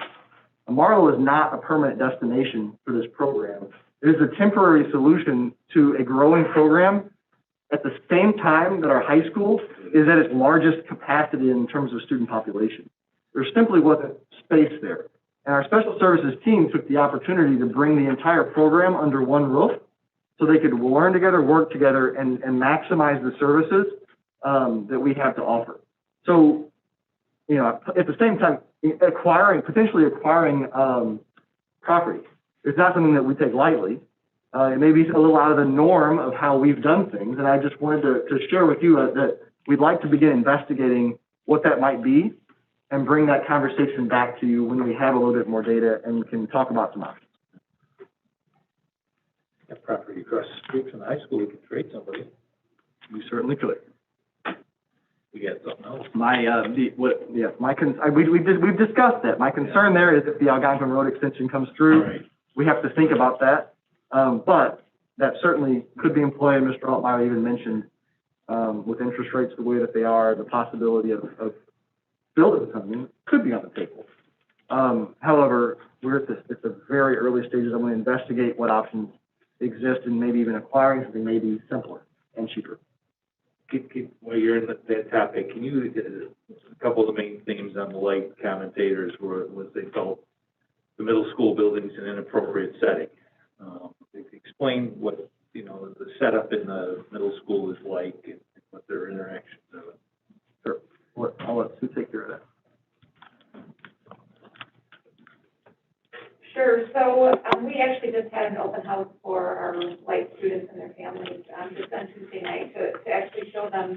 what that space looks like. So for us, and how I try to frame that for them, is to really look at it from the context of our students are coming in, floor 14, which is on the north side of the building, just across from the pond. So they're coming in that door, they're heading up the steps, right? As soon as they get up the steps, they're taking a left, and that takes them into the pod area. That is our light program. So that's where their entire program, most of their day is spent, while they're in the school setting, right? Again, knowing that our goal is to have them in the community as much as possible. And so all of their classrooms are within that area.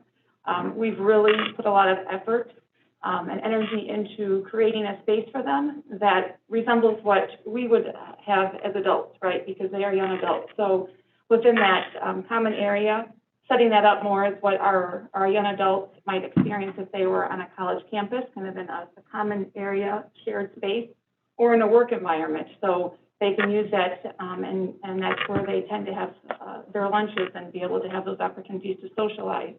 And so the way that we're framing it for our students and for their families is to think of it no differently, right, than if we were in an office setting, right? An office building, they're coming into their separate entrance, they're going into their space, and the space around them isn't being utilized. It's for our students at Marlowe Middle School.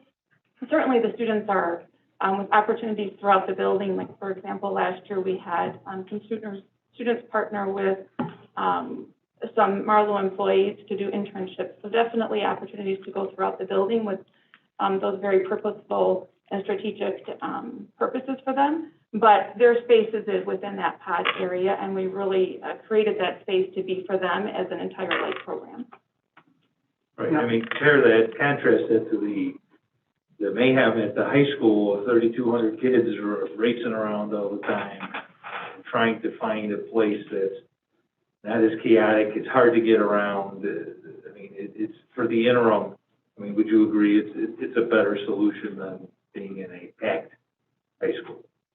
And again, I'm just going to reiterate, and I know you did as well, Dr. Rowe, the benefit for the whole program to be able to be together in one location, and already the opportunities for the students to be able to collaborate with each other, for the teachers to collaborate and have really those fluid opportunities across the tiers, because so many of our students have such varied needs, and having the opportunities to be able to access all of those tiers with the strategic and structured environments within those classrooms will be only beneficial for them as we move forward and help them transition into young adulthood. Well, let's finish painting this picture. The Lights program, does it follow the same bell schedule that Marlowe does? It does not. Does it follow a bell schedule? So students arrive at different times depending on the tier that they're in. But again, it's very fluid for them because everything is individualized. So some of our students are there 2 days a week. Some of our students are there 5 days a week. Some of our students leave half days to go to internships or job placements. So that's very fluid for the students and does not align to any type of typical bell schedule or structure that we have in our schools. So the likelihood of an unstructured interaction, or as some alluded to, a negative interaction for either the middle school student or our light student, I mean, what kind of type of environment would they be in where they would be unsupervised? That would not be happening. Again, if they're outside of their classrooms, the purpose that they would be at Marlowe would be to be in those classroom environments or to be with a related service provider. But outside of that, their time will be in the community. Or like I mentioned, we are, and as DeAndre was a great example of the partnership and the collaboration between some of our adults at Marlowe as well. So having those opportunities for them, but always with an adult from the building to supervise those interactions. And even still, does the concern exist? It does not. And improper interactions would occur? No, it does not. And I would equate no different than, and you noted, Mr. Quagliano, as actually the atmosphere at the high school probably lent more to that as a possibility just because they were integrated throughout the building. There was not a defined space and location for them in the way that we had set that up for them at Marlowe Middle School. Yeah. Appreciate it. Sure. All right, and then a couple more points. There was a comment made about a meeting invitation, and just for clarity, That meeting invitation specifically was the invitation centered around answering questions and helping bring clarity to some parents about shield testing. And my response with declination of a town hall type meeting, my response specifically stated, we've been helping families individually with their questions around shield testing and have found it very successful, most often with phone calls and talking them through their concerns. So declining was because we were approaching this from a much more personalized approach, not because of not wanting to meet. We've been handling and working with parents around their concerns throughout this entire thing, and had a handful of phone calls, but it has not been so widespread that there is massive community, uproar about this. It's a personal decision and one that we feel is best handled through answering questions directly around how they feel. So just for clarity. And then finally, the White Fragility book. Yeah, I don't know how some people have read it. I know that when I read the book, as a white man, I at no point felt as if I was guilty for being white. That was a mischaracterization of the book, in my opinion. It is a personal journey that you have to choose to go on if you're going to learn about equity in schools. And for me, it has provided a lot of questions that I've been able to ask and learn.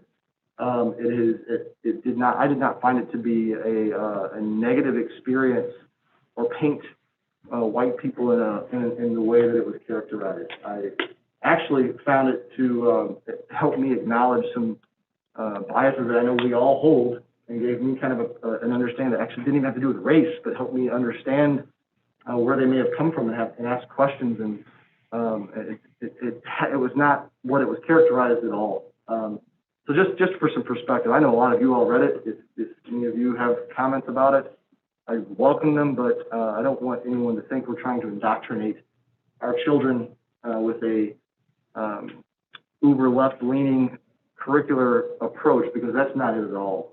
Our Equity in Action Plan is common sense. It has everything to do with creating the pathways so our students can achieve every opportunity that our school district offers.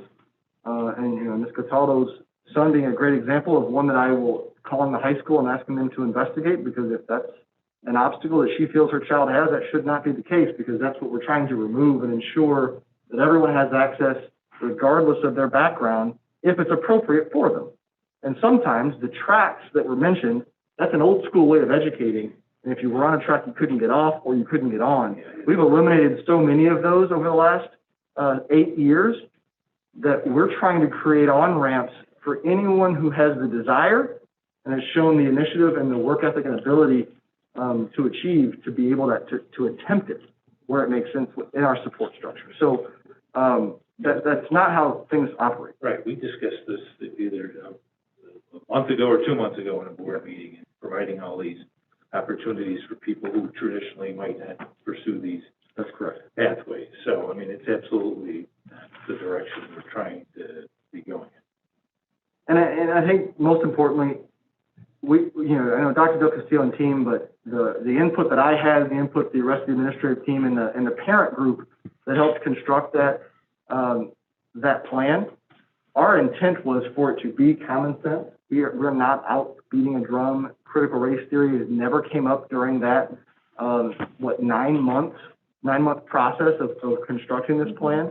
It is not something that is actively a part of curriculum that we're utilizing. Those conversations come up, social conversations, absolutely, but what hasn't been discussed is a structure to aid our teachers in having those difficult conversations and giving them a kind of a path that they can follow to help keep them in the center of the discussion.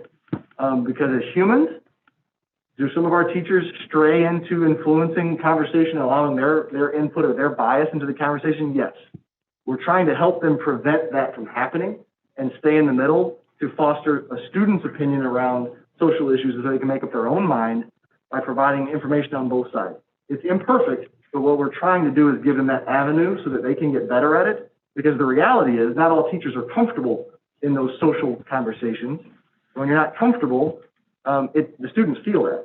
So we have to find a way that we can help all of our teachers become more comfortable in those leading and facilitating those conversations while not influencing while not influencing the outcome. That's the ultimate goal. You know, we're humans. We're imperfect. People can't hold on to some of their opinions. But our intention is to develop that and create that type of environment. So, with that, I believe I'm finished. Okay. Thank you. Thank you, Dr. Rowe. We're on item 18, President's Report. And I appreciate you addressing a number of our public comment items, because I was going to ask you specifically on several of those, so that's job well done on that. Yeah, my comments are, I'm just thankful that we've gotten to the last few days where the focus is on education, having kids back in our school. I mean, that's what this is all about. It's about getting our kids in here and getting in an environment that they can learn and focus on their education. We don't want to be consumed by the peripheral forces that are out there that are constantly beating the drum on either side in regards to some of the debates that are out there. We're focused, getting them on buses, getting them into the classroom, having your teachers be able to teach them, and providing that positive atmosphere that fosters learning.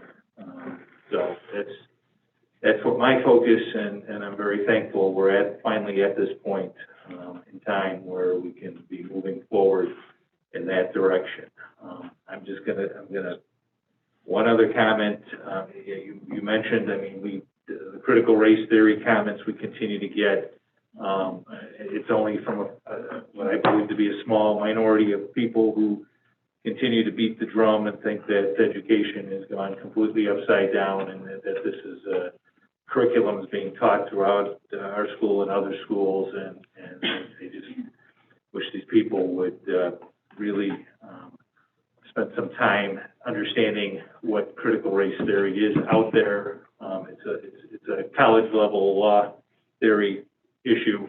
It's not something that we're addressing in our schools and part of our curriculum. I hope we can once and for all get rid of the garbage that's coming out of that and being thrown at people to think that this is what's really being transpiring in our schools. We're focused. We have curriculum plans for each of our educational disciplines. That's what our teachers work from and follow, and that's what how education is executed within our school district, and will continue to go forward. I mean, I've obviously been a part of the board for quite a many years, and I all I've seen out of our district is the continued providing of opportunities along so many different avenues, and that's what our focus has been, is providing opportunities for all of our students to thrive in a environment where they're encouraged to be the best people they can be. And I want it, that's the direction we're going to keep going on, and that's the direction we're going to focus on. And others may want to beat a different drum. They can continue to do that, but they're wasting their time, quite frankly. So with that, we can move on to the consent agenda. Is there any items to be removed from consent?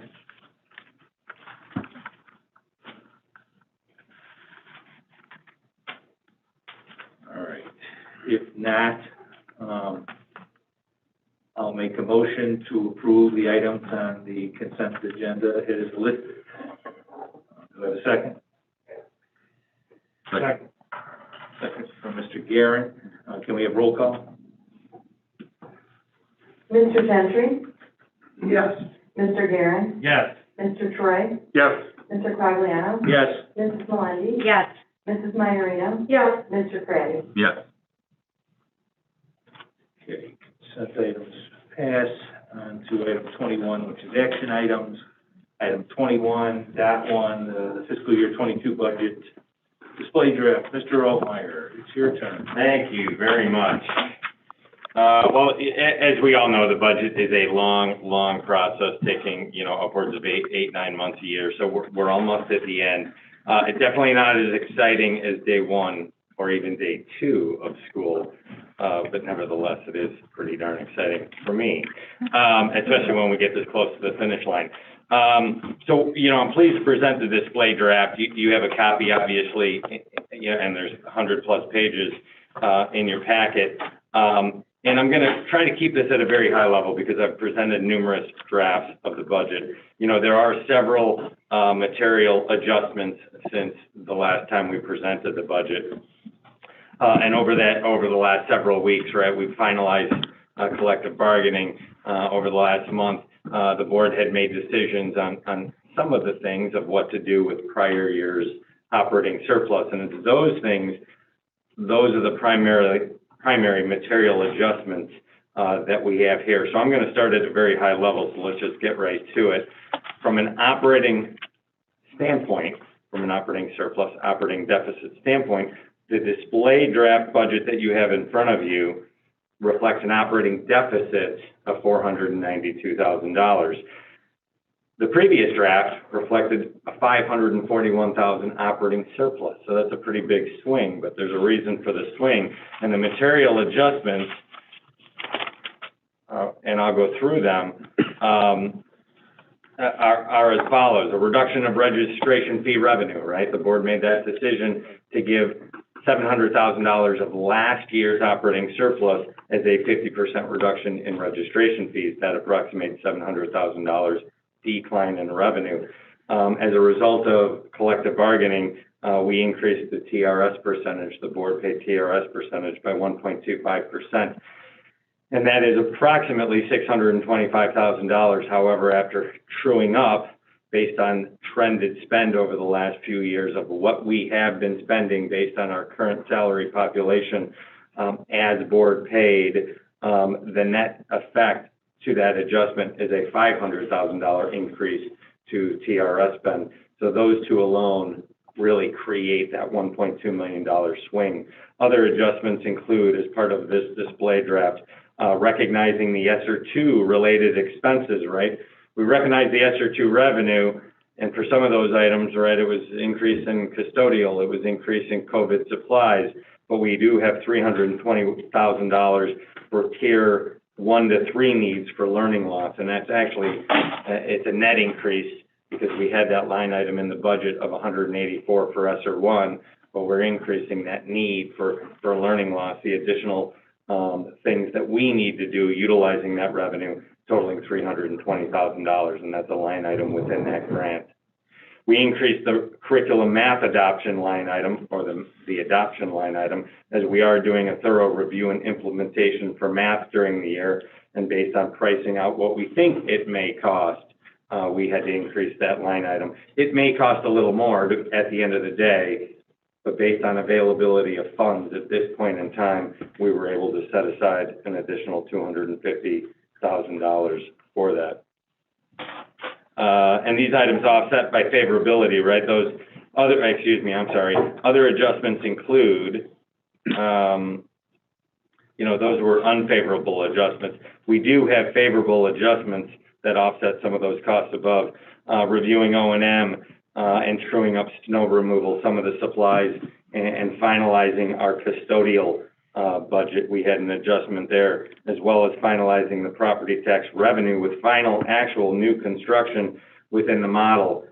Those numbers were entered into the model, and I noticed that it wasn't calculating appropriately. Well, I got it to calculate appropriately, and it increased property tax revenue by $125,000. So those are the material adjustments to get us to where we are today at an operating deficit of $492,000.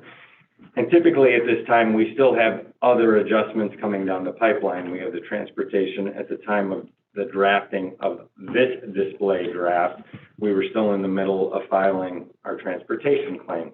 And our transportation claim, so you know, or maybe you remember, it's a reimbursement claim, and it's a reimbursement based on last year's expenses. And knowing that it's a COVID year, we know that, well, expenses were down, so the reimbursement next year is going to be, well, down as well. But what you also have to remember is we did furlough drivers during the year, and we did have favorability in salaries to the tune of 700, and I'll give you the exact number on the budget, $766,000 of salary favorability within the budget. So those are the things that are going to play out once we finalize that transportation reimbursement. We are expecting the operating deficit to balloon a little bit to upwards of about $1 million, another $500,000. But I want you to think of it this way. Yes, we are budgeting a deficit, but the deficit, well, it's last year's operating surplus, because we did run a $500,000 operating surplus in the transportation fund last year. So that's pretty good, but also keep in mind, we were budgeting a deficit of $1.3 million in that fund last year. So we outperformed that fund significantly, and we were budgeting a deficit in that fund because we have a fairly large fund balance, and we're utilizing that fund balance for bus purchases year after year after year. So that's why you're seeing that. So I just want to make sure the board is aware that right now the plan is we still have a few adjustments, departmental allocations. We'll true up the transportation reimbursement, which will bring that operating surplus up, estimated another $500,000. Those are the big adjustments that we have left. With that, operating revenues as of now for the display draft are $113.9 million, with operating expenditures at $114.4, resulting in a $492,000 operating deficit. And with that, I'd be happy to answer any questions, and certainly administration recommends the Board of Education approve the display draft because, well, it's already on display. And it is on display at the front desk, and it is also on our website. So, which was a great idea, by the way. So thank you for that. Okay. If you look at it in draft one, still fast improvement. Still trying to remember back to draft one, when draft one was so. Yeah, draft one, so if you want, I could, at a very high level from what I remember, because I don't have everything in front of me. Draft one is where we left off last year with the all needs in of the district. So it also included $1.5 million of additional capital expenditures for the things that we, well, wanted to do in accordance with the deferred maintenance plan. Okay. So it was really just where we left off in prior year, which is why you see the big uptick in revenues in draft two, because then we trued up property taxes and new construction came in higher, which I had to still tweak a little bit more in this last draft. We had ESSER two revenues come in and things of that nature. Yeah, because when I'm just looking, you guys are, and you're still another several weeks away from kind of the preliminary audit kind of being to a point. Correct. Correct.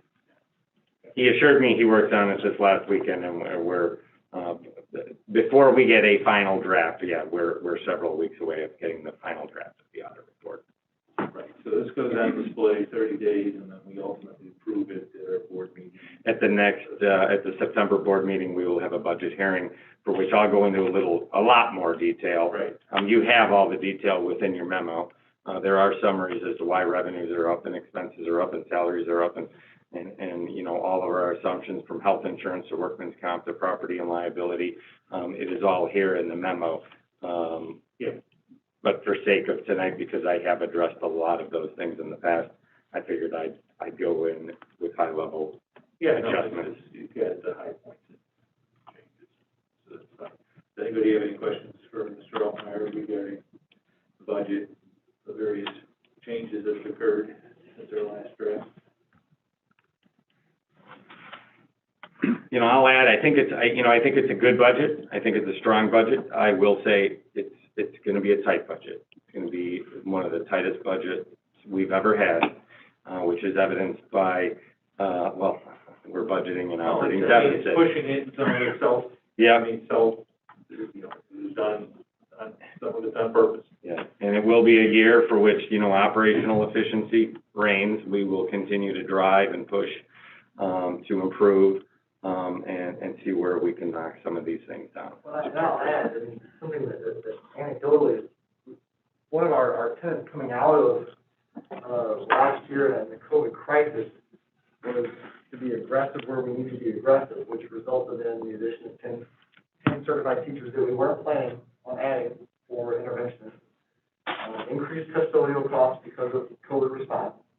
You know, I've asked Mr. Hassick to reduce our set points in terms of temperature in the buildings because it's 86 degrees outside and extremely humid, and everybody's got a mask on, so that it makes it a little bit more comfortable, which is going to cost more money. So the aggressive approach that we have to take to respond is painting us into a bit of a corner why the operational efficiency is, one, so important, but two, it's going to be a tight budget because of some of the actions that we've been forced to take. That's okay. We're in It is. we're in a financial position to do that right now. All these years of having budgets that typically came in favorable positions and created fund balances that we have that are within our guidelines and benchmarks that we've achieved, allow us to be in this position without it affecting us too adversely. Personally, I have no issue with the budget. Anybody has any thoughts or concerns related to it? Mr. Gentry, you're looking hard at that screen. No, I'm good. You're good? Okay, I just want to make sure that intense look. How are you guys over here? I'm good. You good? You good? Bill and Sean? Good. Leslie? How's Leslie feeling? I'm good. All right. Sure. Can I just clarify, just in my head? No. I want to talk this out loud. So we have a deficit, 492 deficit, and you said we're going to have an, It might be higher due to the transportation, Revenues are gonna come down. Finalizes that claim that the revenue he has currently plugged in may come down a bit because it's not fully based on where. right. I know where you're going. So that's why he thinks ultimately, but he's gonna, a month from now, we're gonna see a few other things. And that's why he's saying what he's saying. It might be higher than what you're seeing right here. You're saying the deficit might be higher? Yeah. But because Yes. of the surplus, Yeah.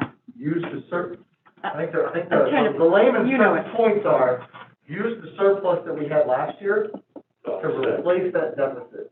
Yeah. Because that's not built in. So Yeah. the surplus exists to chop down that deficit closer to a balanced budget. Yeah, and we That's made. what I'm trying to say. Yeah, and we made this point, we made this point when we decided, the right thing to do was when we furloughed employees, and we furloughed transportation employees. Because the question came up, well, they're reimbursable employees. Well, they are, but they're reimbursable to an extent of whatever the state's proration is, and it's around 60 to 65% is essentially what we are reimbursed of all transportation expenses.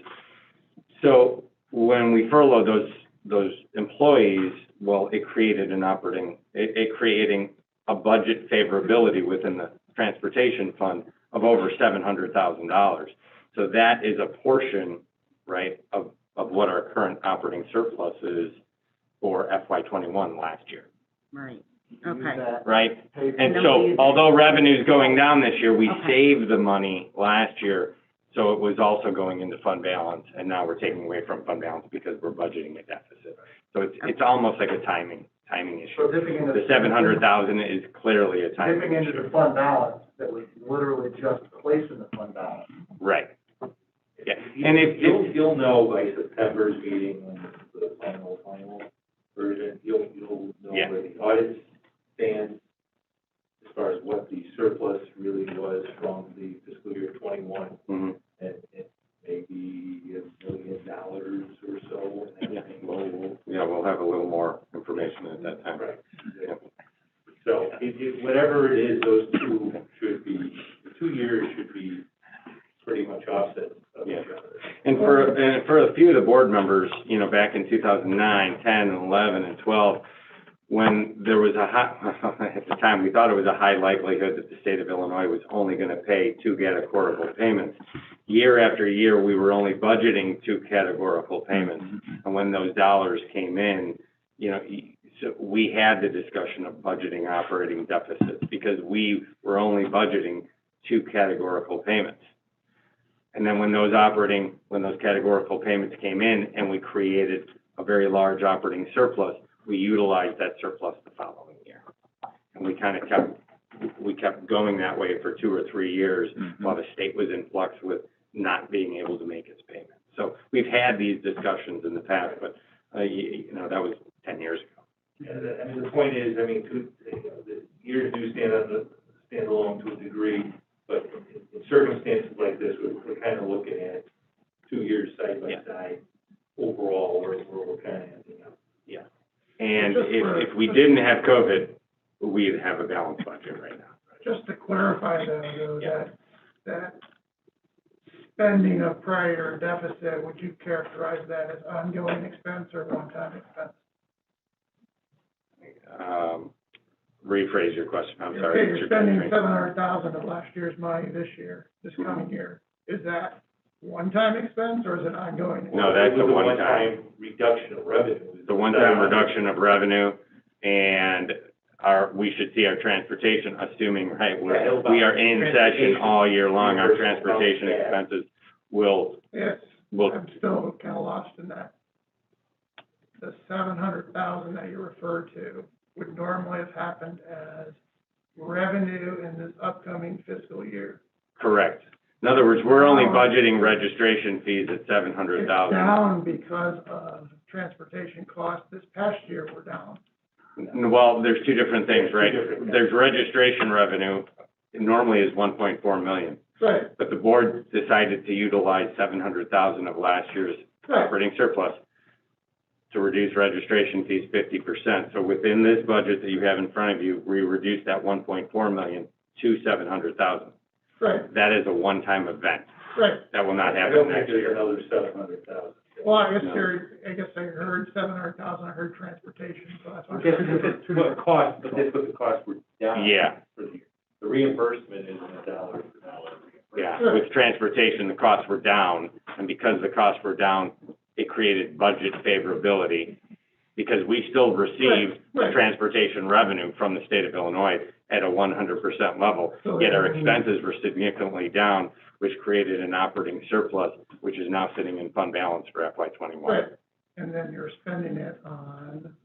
And we're utilizing it this year because So much as your revenue again will be declining. our revenue is declining in FY '22 because expenses were down in FY '21. It's not currently reflected in the budget you see right now. I'm still lost. Yeah. So what happens the following year to that deficit?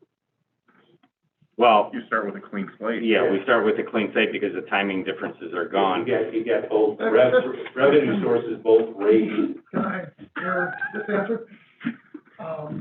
You're spending more, you're going to deficit Mhm. this budget year. Mhm. What is causing that, one more time? The deficit of this budget year right now is evidenced by just looking at the last draft of the budget Right. and this draft of the budget. If we were just to look at just one of the line items, we reduced revenue by $700,000 Right. because we're utilizing last year's operating surplus to cover the 50% reduction in registration fees. Right. That's a one-time event, so next year's revenue for registration fees will pop back up to $1.4 Right. million Right. theoretically. So that's why it's just a one-year timing All difference. else equal, negative 400 becomes. And the same thing would hold true for transportation. We have a lot of budget favorability, operating surplus in last year for transportation. Right. And because of that, our revenue is coming down from the state of Illinois. This coming year, it's a one-year lag. Right, next year's revenue for transportation will be based on what we spend this year in transportation, which we think is gonna be the same or more, maybe more because of COVID, which will increase our revenue in FY '23 for transportation, back up to its. Right, gotcha. Right. Got it. Those are the two big drivers. So it's kind of I'll complicate it more here by just trying to rephrase it, Yeah. but it's recurring expense, but the recurring revenue comes back. And on balance, you're back in balance. Correct. Okay. Which is why I kind of refer to it as a timing. Yeah. The timing difference. And And COVID created a timing difference. We created our own timing difference for Right. registration fees, but COVID created a timing difference And for I got transportation. knotted up in the transportation piece. Yeah. Thank you. No problem. Okay. Any further questions concerning the display draft budget? No, that's okay. I need to ask questions. Very good question. Need clarity. It's okay. All right, no further questions. I'll make a motion, to approve the fiscal year 22 budget display draft as presented. Second? Second. Second from Mr. Craddy. Can we get a roll call? Mr. Gentry? Yes. Mr. Garing? Yes. Mr. Troy? Yes. Mr. Quagliano? Yes. Mrs. Melendi? Yes. Mrs. Myerino? Yes. Mr. Craddy? Yes. Motion passes. Item 21.2, temporary suspension of policy 7, colon 60. I'll give it to you. So, Thank you very much. As you've heard a number of times tonight, the beginning of the school year is a very exciting time in schools. Maybe ranks up there among our favorite times of the school year. Just the energy and excitement in our schools is evident, and I would have to say, personally speaking, it's one of my favorite times of the year, being out in our schools. That being said, every year we have students and families who are moving into our district shortly after the start of our school year, who potentially miss the opportunity to have that excitement starting a new school year here with us. Policy 760 is the residency policy that the district has, and that in its current form basically sets how we as a district enroll students based on their residence within the district. Each year we have families that come to us and say, hey, we're closing on our new home a week into the school year, 2 weeks into the school year. 3 or 4 weeks into the school year, is there an opportunity for us to come to Huntley Schools to start the school year so they can have that excitement at the start of a school year, rather than starting somewhere else, going there for 10 days and coming here? After we're already set in our routines, we've established those relationships with our teachers, those sorts of things. And sometimes we're able to accommodate that through tuition in daily fee basis. Sometimes the families aren't able to accomplish that through those fees. We wanted to propose this opportunity to the board to have a 30-day suspension of this policy so that we can effectively enroll some of these students in our district and just have them start with us here now. To have some leeway to work with families through an agreement, to have these students start with their classrooms and their teachers while we're building those relationships and establishing those routines here in our schools. Our intent is also to potentially put together a modification to the policy in the future so that this could be a standing thing and not have to do a suspension on this policy in the future. From our perspective, there's nothing better than having the students come and start with us as early in the year as possible. We did want to put some kind of guardrails around this and say that residency would have to be taken within the district within 30 days to ensure that this isn't just a long-standing, hey, we intend to move to Huntley, let us come to Huntley, and we have students in our schools that don't reside here. That's not the goal of this. So we do have some guardrails around it. Any family that wouldn't then meet the requirement of residency within those 30 days would revert to a tuition-in student, or they would have the option of withdrawing and enrolling in their school of residence. So really, this suspension of this policy gives us a little bit of leeway to work with families. You have there attached with the memo a sample letter of agreement that we would have with the families to basically put this agreement in place to work with those families to have them start a little bit sooner with us and welcome those students the way that Huntley 158 ought to do. With that, I can certainly answer any questions the board may have, can provide additional I details. have just a little additional context. Sure. This year in particular, we've seen As you know, the housing market in our area has been insane. You partner that with some of the building going on and the supply chain breakdowns that we've seen have seen closing dates be pushed because they can't get necessary material. I believe the Terrace Hill Golf Course community that is going up currently has very few houses with siding because siding is having a hard time getting to our area. So we've seen a number of families say, we had a closing date in late July, we were good, and now it got pushed to late August or early September. So that's why we brought this idea, and we did some homework around, and most other districts in McHenry County have this practice. We were one of the only few that have been hard and fast, no with the tuition in situation. And some of those families that Dr. Budzinski and his team work with don't have a closing date until late October, early November, and have willingly paid their tuition for their students to start at the beginning of the year. But some that are, 10 days after the start of the year, we feel that it's a fair compromise and approach this year. And at the September committee of the whole, we'll be bringing an amendment that we propose to add to policy 76 for consideration. And that way we can go through the proper policy adoption and adjustment period, where it's not just a proposal change what we're doing. Okay, I mean, do we have an estimate of how many people are kind of in that situation right now? It ebbs and flows a little bit. Just this week, we've gotten phone calls from, as of this afternoon, 4 additional families that we weren't tracking prior to this week. We are at 9 families total, I think. A couple of them haven't started registration paperwork, those sorts of things, so we aren't really counting them quite yet because they haven't started our processes at all. It is roughly 9 families, and it's approximately 12 to 15 students total right now. Right. And out of curiosity, I don't know that you'll know this, but do they all have, their circumstances all have to do with like new construction, building? Many of them do. Many of them, that's what we're hearing. We're also hearing some kind of nondescript changes in closing dates by a day or two here and there. We had, I think, 2 of those just this week. And so some of them are definitely coming through with some of those construction readiness, which we're definitely hearing more than we've ever heard before.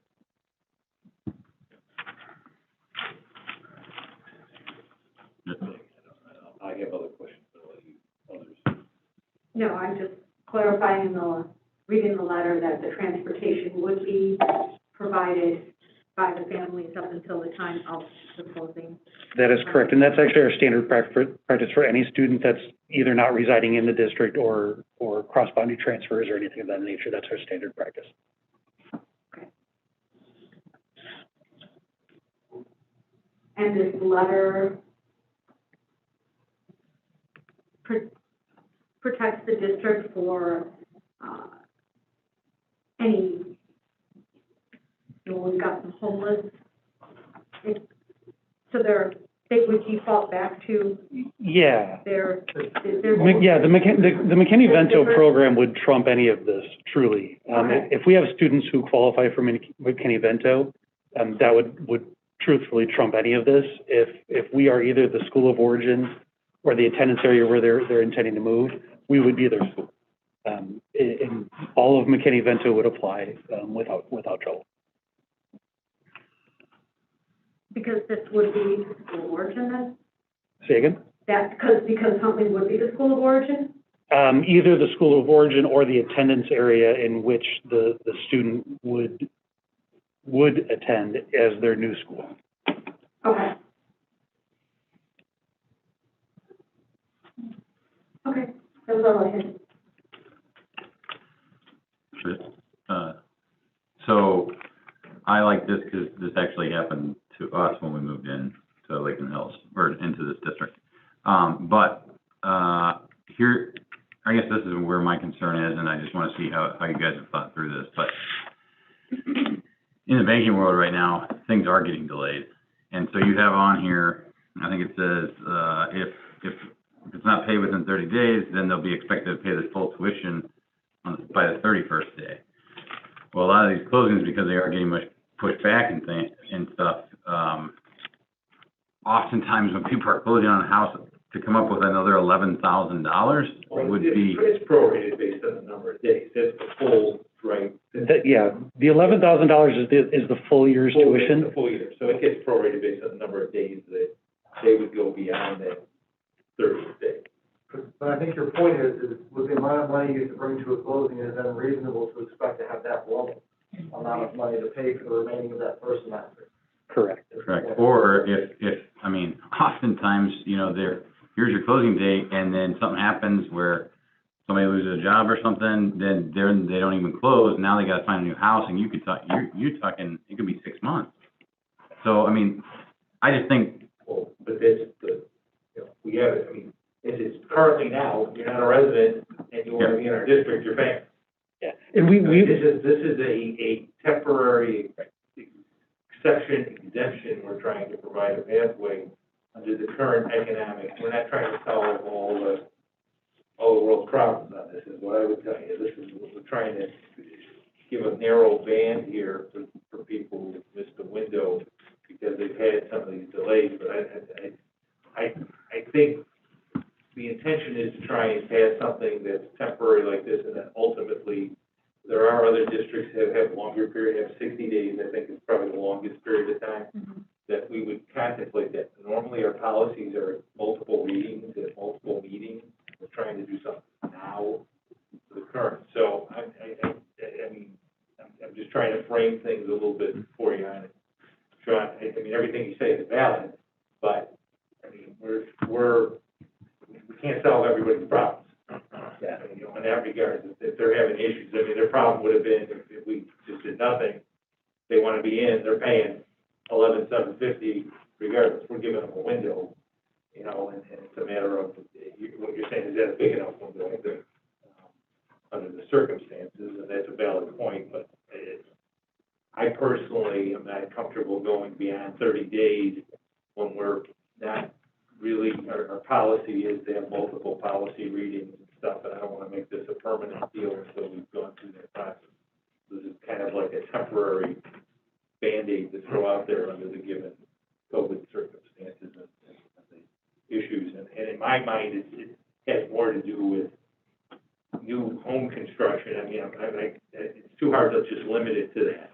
Right. But I understand there's, you know, certain delays, but there are always certain delays. It always depends on the economics and what's going on, title company availability, banking, turning around mortgages and stuff, but you can't solve all those problems. The purpose in my mind of having this is just for the circumstances in today's environment and trying to provide some Band-Aid here for a pathway in without it being, you know, having them to pay tuition day one. The bottom line of that being in the district yet.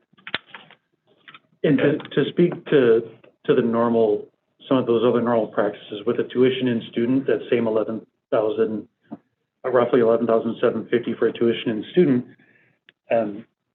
officially our stance would be for a tuition in student that would be due prior to the start of school. We do have some flexibility in our normal processes to split that up on a semester basis. So we already do some of that. And in terms of the proration, both in and out of the district, should we have to do both sides of that proration, is certainly within what we could do here as well. Yeah, I mean, I think the way you would do that is, okay, you're not gonna make it in 30 days, when are you gonna make it? Right. I'll charge you tuition for that period, and it'll be good till that day, and then 30 more days, we could, you know, we'll go from there. Those numbers are easily calculated. Right. It's a fixed daily rate Yeah. for each student, so easily calculated. Does that flexibility address kind of what you were after? Yeah, I mean, I think so. I don't think 30 days is enough, though, not in the environment we're in. But maybe the September meeting, the conversation. What, what oh, yeah. A long-term plan could be. Correct, Might yeah. be- So this is just a bridge from right now now, just to get let these families start until we can come to the meeting next month That is our and, intention. and look at a policy change. And in looking at the policy, at our board policy, the ability to suspend the policy can occur in a small window of conversation like this. The ability to amend and add to policy is a little bit longer of a policy, and we want to short-sight that process. So the temporary suspension is just to allow families that are in that window that we want to have a positive start to the year to give them the ability to do so. And then when it comes with a permanent solution that can be fully vetted out, and if you feel it should be longer, and we want to go, further than our recommendation, so be it. But let's have that conversation in a non-rush fashion, is kind of what our intention.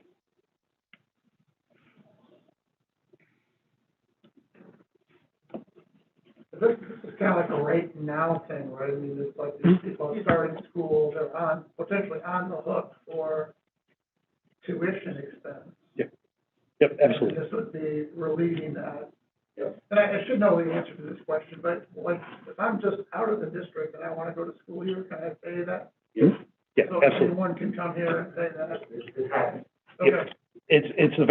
Those options are evaluated on a case-by-case basis. But I mean, it's not a frequent thing, but the option is available, yes. Okay. Space being a primary concern. Do we have the Yes. space to allow them to tuition in and not hurt what we're doing? So we would have the option to say, hey, we didn't have. Yeah, we always have the ability to say. And we have exercised that in recent years where it was much tighter. Especially at Lakeith where it was much tighter. Okay.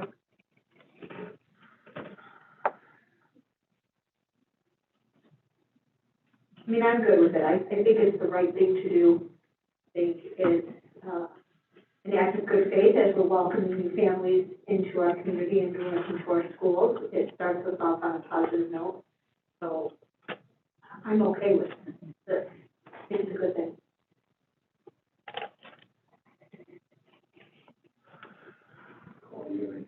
Nope, I'm good. You guys have vetted this to death. Are you sure? Yes, positive. I mean, I don't have a problem going forward with it. I just think with, it's like with anything, there's gonna be debates on, someone's gonna be a 31-day person, someone's gonna be a 40-day person. But it's a good faith effort, so I think I'm fine with it. Yeah, you're right. It's not gonna solve everything. Well, it's good. But it's not meant to. But instead of paying tuition, I've learned that it will draw criticism one way or the other. Yes, it will. But, instead of paying, good faith effort. at the worst case, if it's 31, 32 days, instead of paying 32 days of tuition, now it's really 2 days of tuition. Right. So that's a help. Yeah. Well, the danger frankly, and I guess I'm willing to roll the dice on it, is you got someone who is planning on being a tuition person, getting in the door and looking for 30 days and getting through 30 days. Let's be clear, is that our intention, that if you're 32 days out, that you pay 2 days tuition, or it's only if you're in that 30-day window? Chris, just for clarity, I don't want anyone to be confused. Yeah, our discussions have been within that 30-day window, not necessarily waiving the first 30 days. Okay. So we have families that are beyond that 30-day window, paying from the start of the school year through their closing. So our intention was those first 30 days. Okay, then I was wrong, and thanks for clarifying that. Yeah, I mean, they do have to provide a purchase. Right. Correct. And we can do it. Yeah. As we've learned, people can buy whatever they want, at times. Yeah, so we hear, so we see. But in that scenario where if I just said, and I'm just making stuff up on the fly, but if I am wanting to go here and I'm planning on paying tuition and I'm looking to trim my expenses, could I save money from this by saying, producing a purchase agreement that I don't intend to go through on? And knowing it's gonna fall apart and planning on paying tuition, do I save any money? Technically speaking, yes. If you produce a document that says you have a closing date within the first 30 days and you have every intention of being a tuition-in student for the whole year, that would trim 30 days of that tuition. Correct. Yeah, yeah. I say 30 days, the first 30 days of school is generally 22 school days. 30 calendar days. 30 calendar days here. In most years, it's going to equate to 22 school days. Okay, gotcha. And if that's a concern, then we should build into the administrative procedures in the policy that we discuss next month, a vetting process for that. So that way we can validate these contracts with that. Right. Yeah. And I think you said this is strictly a pending real estate transaction exception. Yeah, Well, That's correct. yeah. okay. That's what it revolves around where you live. Yep. District residency policy. All right.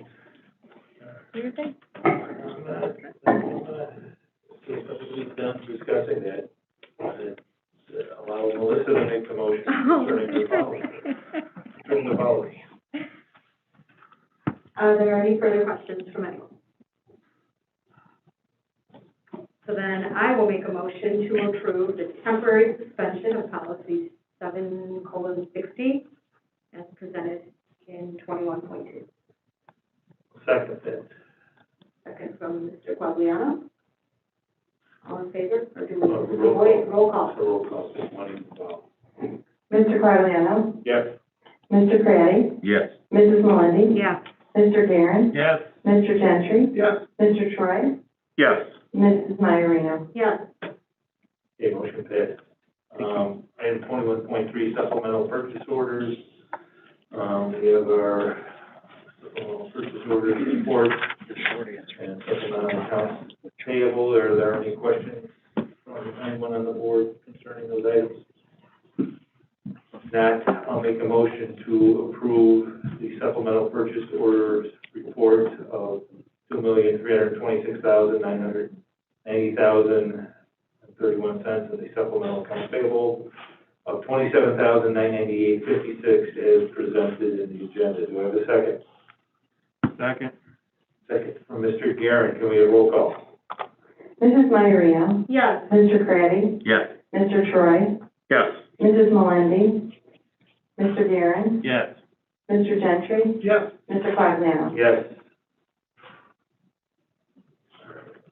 21-4, policy committee. Let's update. I can just jump in here, that was, Yes. This was discussed at the audit committee as a whole, and at that point I highlighted, the only real updates in this press packet were, legal updates and some footnotes. The one policy update of note, as a reminder, was due to what we experienced in the pandemic, giving boards the ability to meet remotely, under that emergency. Otherwise, standard, just an update on legal and footnotes.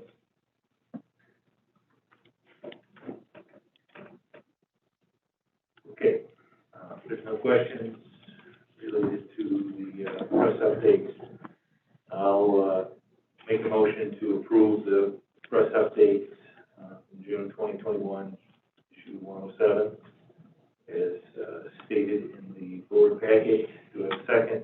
Second. Second from Troy. We have roll call. Mr. Craddy? Yes. Mr. Guerin? Yes. Mrs. Melendi? Mr. Gentry? Yes. Mr. Quagliano? Yes.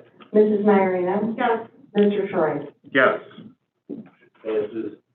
Item 21.5, 2020-2021 strategic planning measures. All right, at this time, last year, when we presented this, our measures for the year, we were turning back because of the mountain that we faced in terms of dealing with COVID.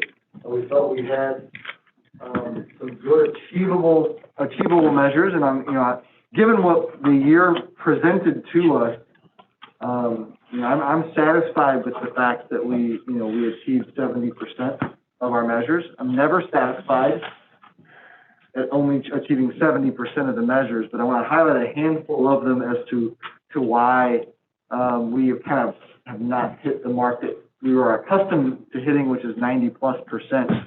of our annual goals. The academic growth in that particular area, in both of those categories, the regular education population and the special education population of our students, we achieved one of the goals and the other we did not. The one we did not in the regular education group is math. And math has been, across the nation, the area that was hit the hardest in terms of student achievement. Our internal data is showing that our students are approximately 4 months behind, which is on par with the rest of the country. We'll bring, in our typical data presentation in the fall, we'll bring more details about that then. Moving on, the special services model is one of the areas we were very excited about from our district management group report. And what rolled out and occurred with that is, as we dug into that and what was going to take in order to make the change that was necessary to really do that right, we learned that it was going to take much longer than a year to have discussions with staff, get the conversations and the buy-in from staff, and then build that plan out for implementation. So it's not that has not been achieved. We're 1 year into a 3-year, what turns out to needing to be a 3-year process. Another is the COVID impact continued our planning, in particular the instructional coaching model. The instructional coaching model was built, but because we had to reallocate, and probably not the most impactful and the absolute right decision that we made throughout the year was reallocating our instructional coaches and support staff back to the classrooms so that we can reduce class size and ultimately achieve all of our students who wanted to be back in person full-time, the ability to do so. But as a result of that, the consequence of that was we didn't have our instructional coaches in their positions so that we could dive in and actually implement the plan that was built to realize the change. So we didn't feel that it was ethical to claim that was completed when we're not seeing the change that the plan exists. We need to bring our coaches along. And that kind of was a trend. The impacts of COVID were really the reasons why this fell shorter than we had hoped. One in particular I want to indicate, just for clarity purposes, is our website. Our website is one of our goals. One of the goals was that the website would be implemented at the start of the school year. Well, the website's 100% finished. It's ready to go. It's a matter of flipping the switch. We made the decision a few weeks ago, Ms. Lemoyne's recommendation, it wouldn't be wise to implement a brand new website at this time of year, because those families that are looking for information at the start of the school year knows where it is on our current website. Why confuse them with a new improved website? So we're holding off on actually the turning of the switch of that one until maybe late September, early October, where we'll do a slow launch and invite several people from yourselves to the community members to teachers to give some feedback on the aesthetics, the functionality, and usability of the website. And then based on that beta testing, we can do a full launch as we progress into the fall. So again, a lot of very positive things and big shifts in our district in the right direction are occurring in our strategic plan and the measures that resulted from this year. But due to the impact of COVID and some circumstances that got in our way, we achieved 14 out of the 20 that we set forth, so that's 70% of our goal. So with that, we bring those for formal approval, and we'll happily answer any questions that you have.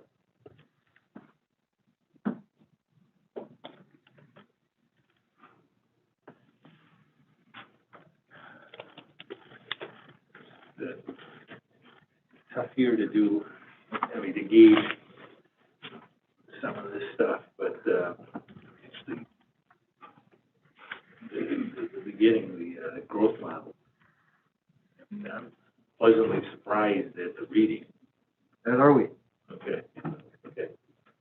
Well, pleasantly surprised because all we hear is learning loss. No, right, And believe me, I've been trying to get Mr. Altmaier to start using unfinished learning and not learning loss, because learning loss is actually, I'm just kidding, Mark. Yeah, you're going backwards. But learning loss is You're going backwards. actually a marketing technique for these tech companies to try and get us to spend money on them. Unfinished learning is we need more time with our students that we just didn't have because of the nature of the environment. I'm hopeful that that 4 months actually comes to caught up or, and pushing a lot of them forward, in the next year to 2 years is our intention and my expectation. Well, hopefully that'll happen. So. Yeah, I mean, just out of curiosity, it's not gonna be on this report, but is there any measurements from all that additional summer school learning as far as what we think the value of that ended up being?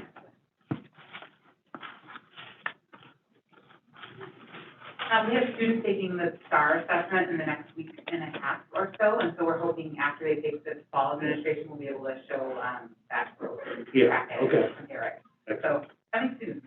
Yes, okay. A real quick answer to your question, the secondary level for summer school, we actually saw a very high number of students recovering credit in particular, with students actually attaining graduation. This led to it at the high school. Actually, we were smiling because she literally had students in her office, changing their status in power school because they really pushed it at the last minute there. And so we have a large degree of success, and we can bring those reports as soon as we've got all those pieces of power school. Yeah, no, that would be very curious to see that.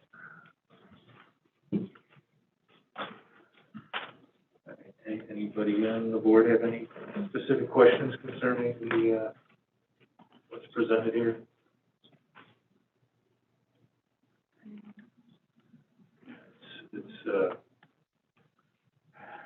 You think through the different challenges and stuff, and going through all these different items, and, you're never happy with 70%, but, given, again, our goals are meant to be difficult to achieve in normal circumstances and environment. I think we did a pretty decent job in that regard. So, yeah, go ahead.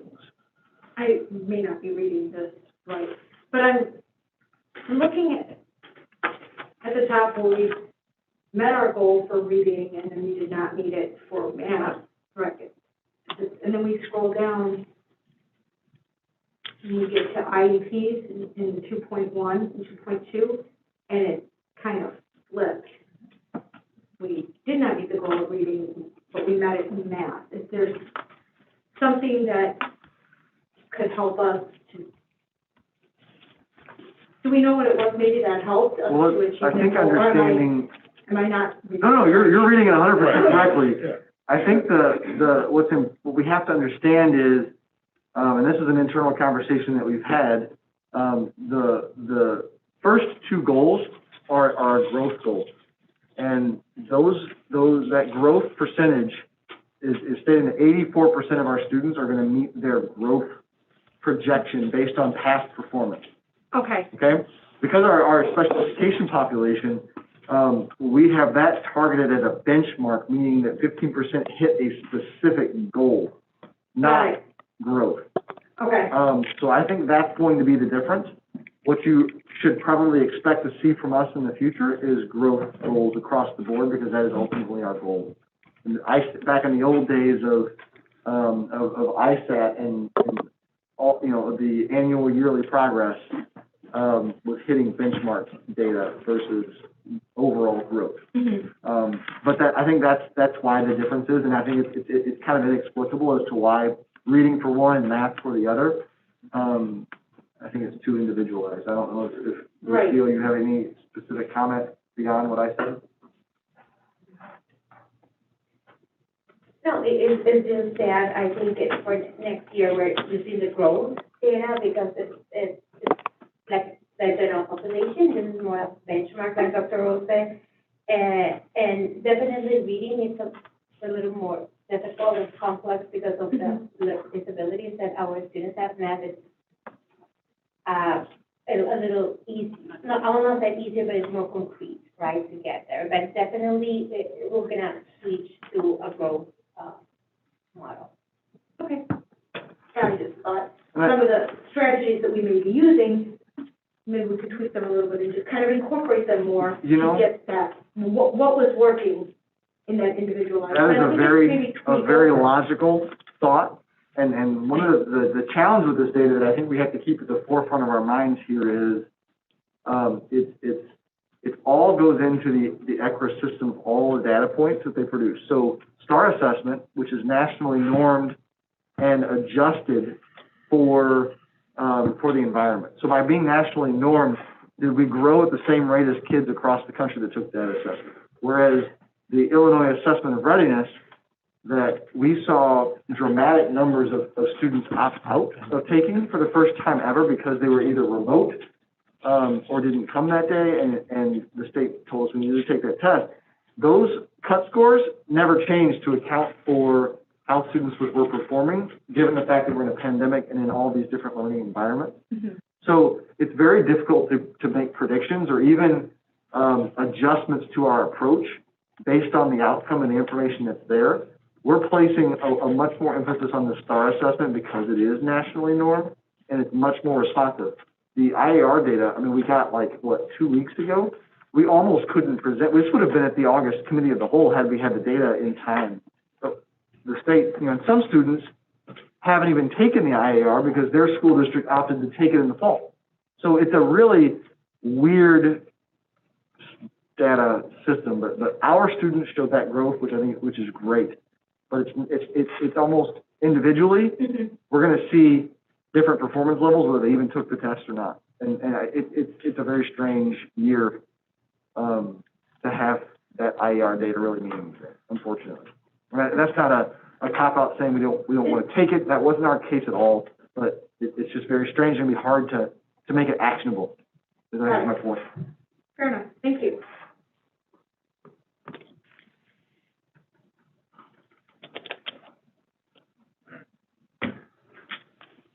Anything further? Okay. All right. Then I will make a motion to approve the 2021 strategic planning measures, reported indicators as presented this evening. Do I have a second? Second. Second from Ms. Melendi. Do we have roll call? Mrs. Melendi? Yes. Mr. Gentry? Yes. Mrs. Iarino? Yes. Mr. Guerin? Yes. Mr. Troy? Yes. Mr. Craddy? Yes. Mr. Fogliano? Yes. Okay, item 22, adjournment. I'd like to make a motion to adjourn the meeting at 9:55. Do I have a second? Second. Second from Ms. Melendi. All those in favor say aye. Aye. Opposed? We are adjourned.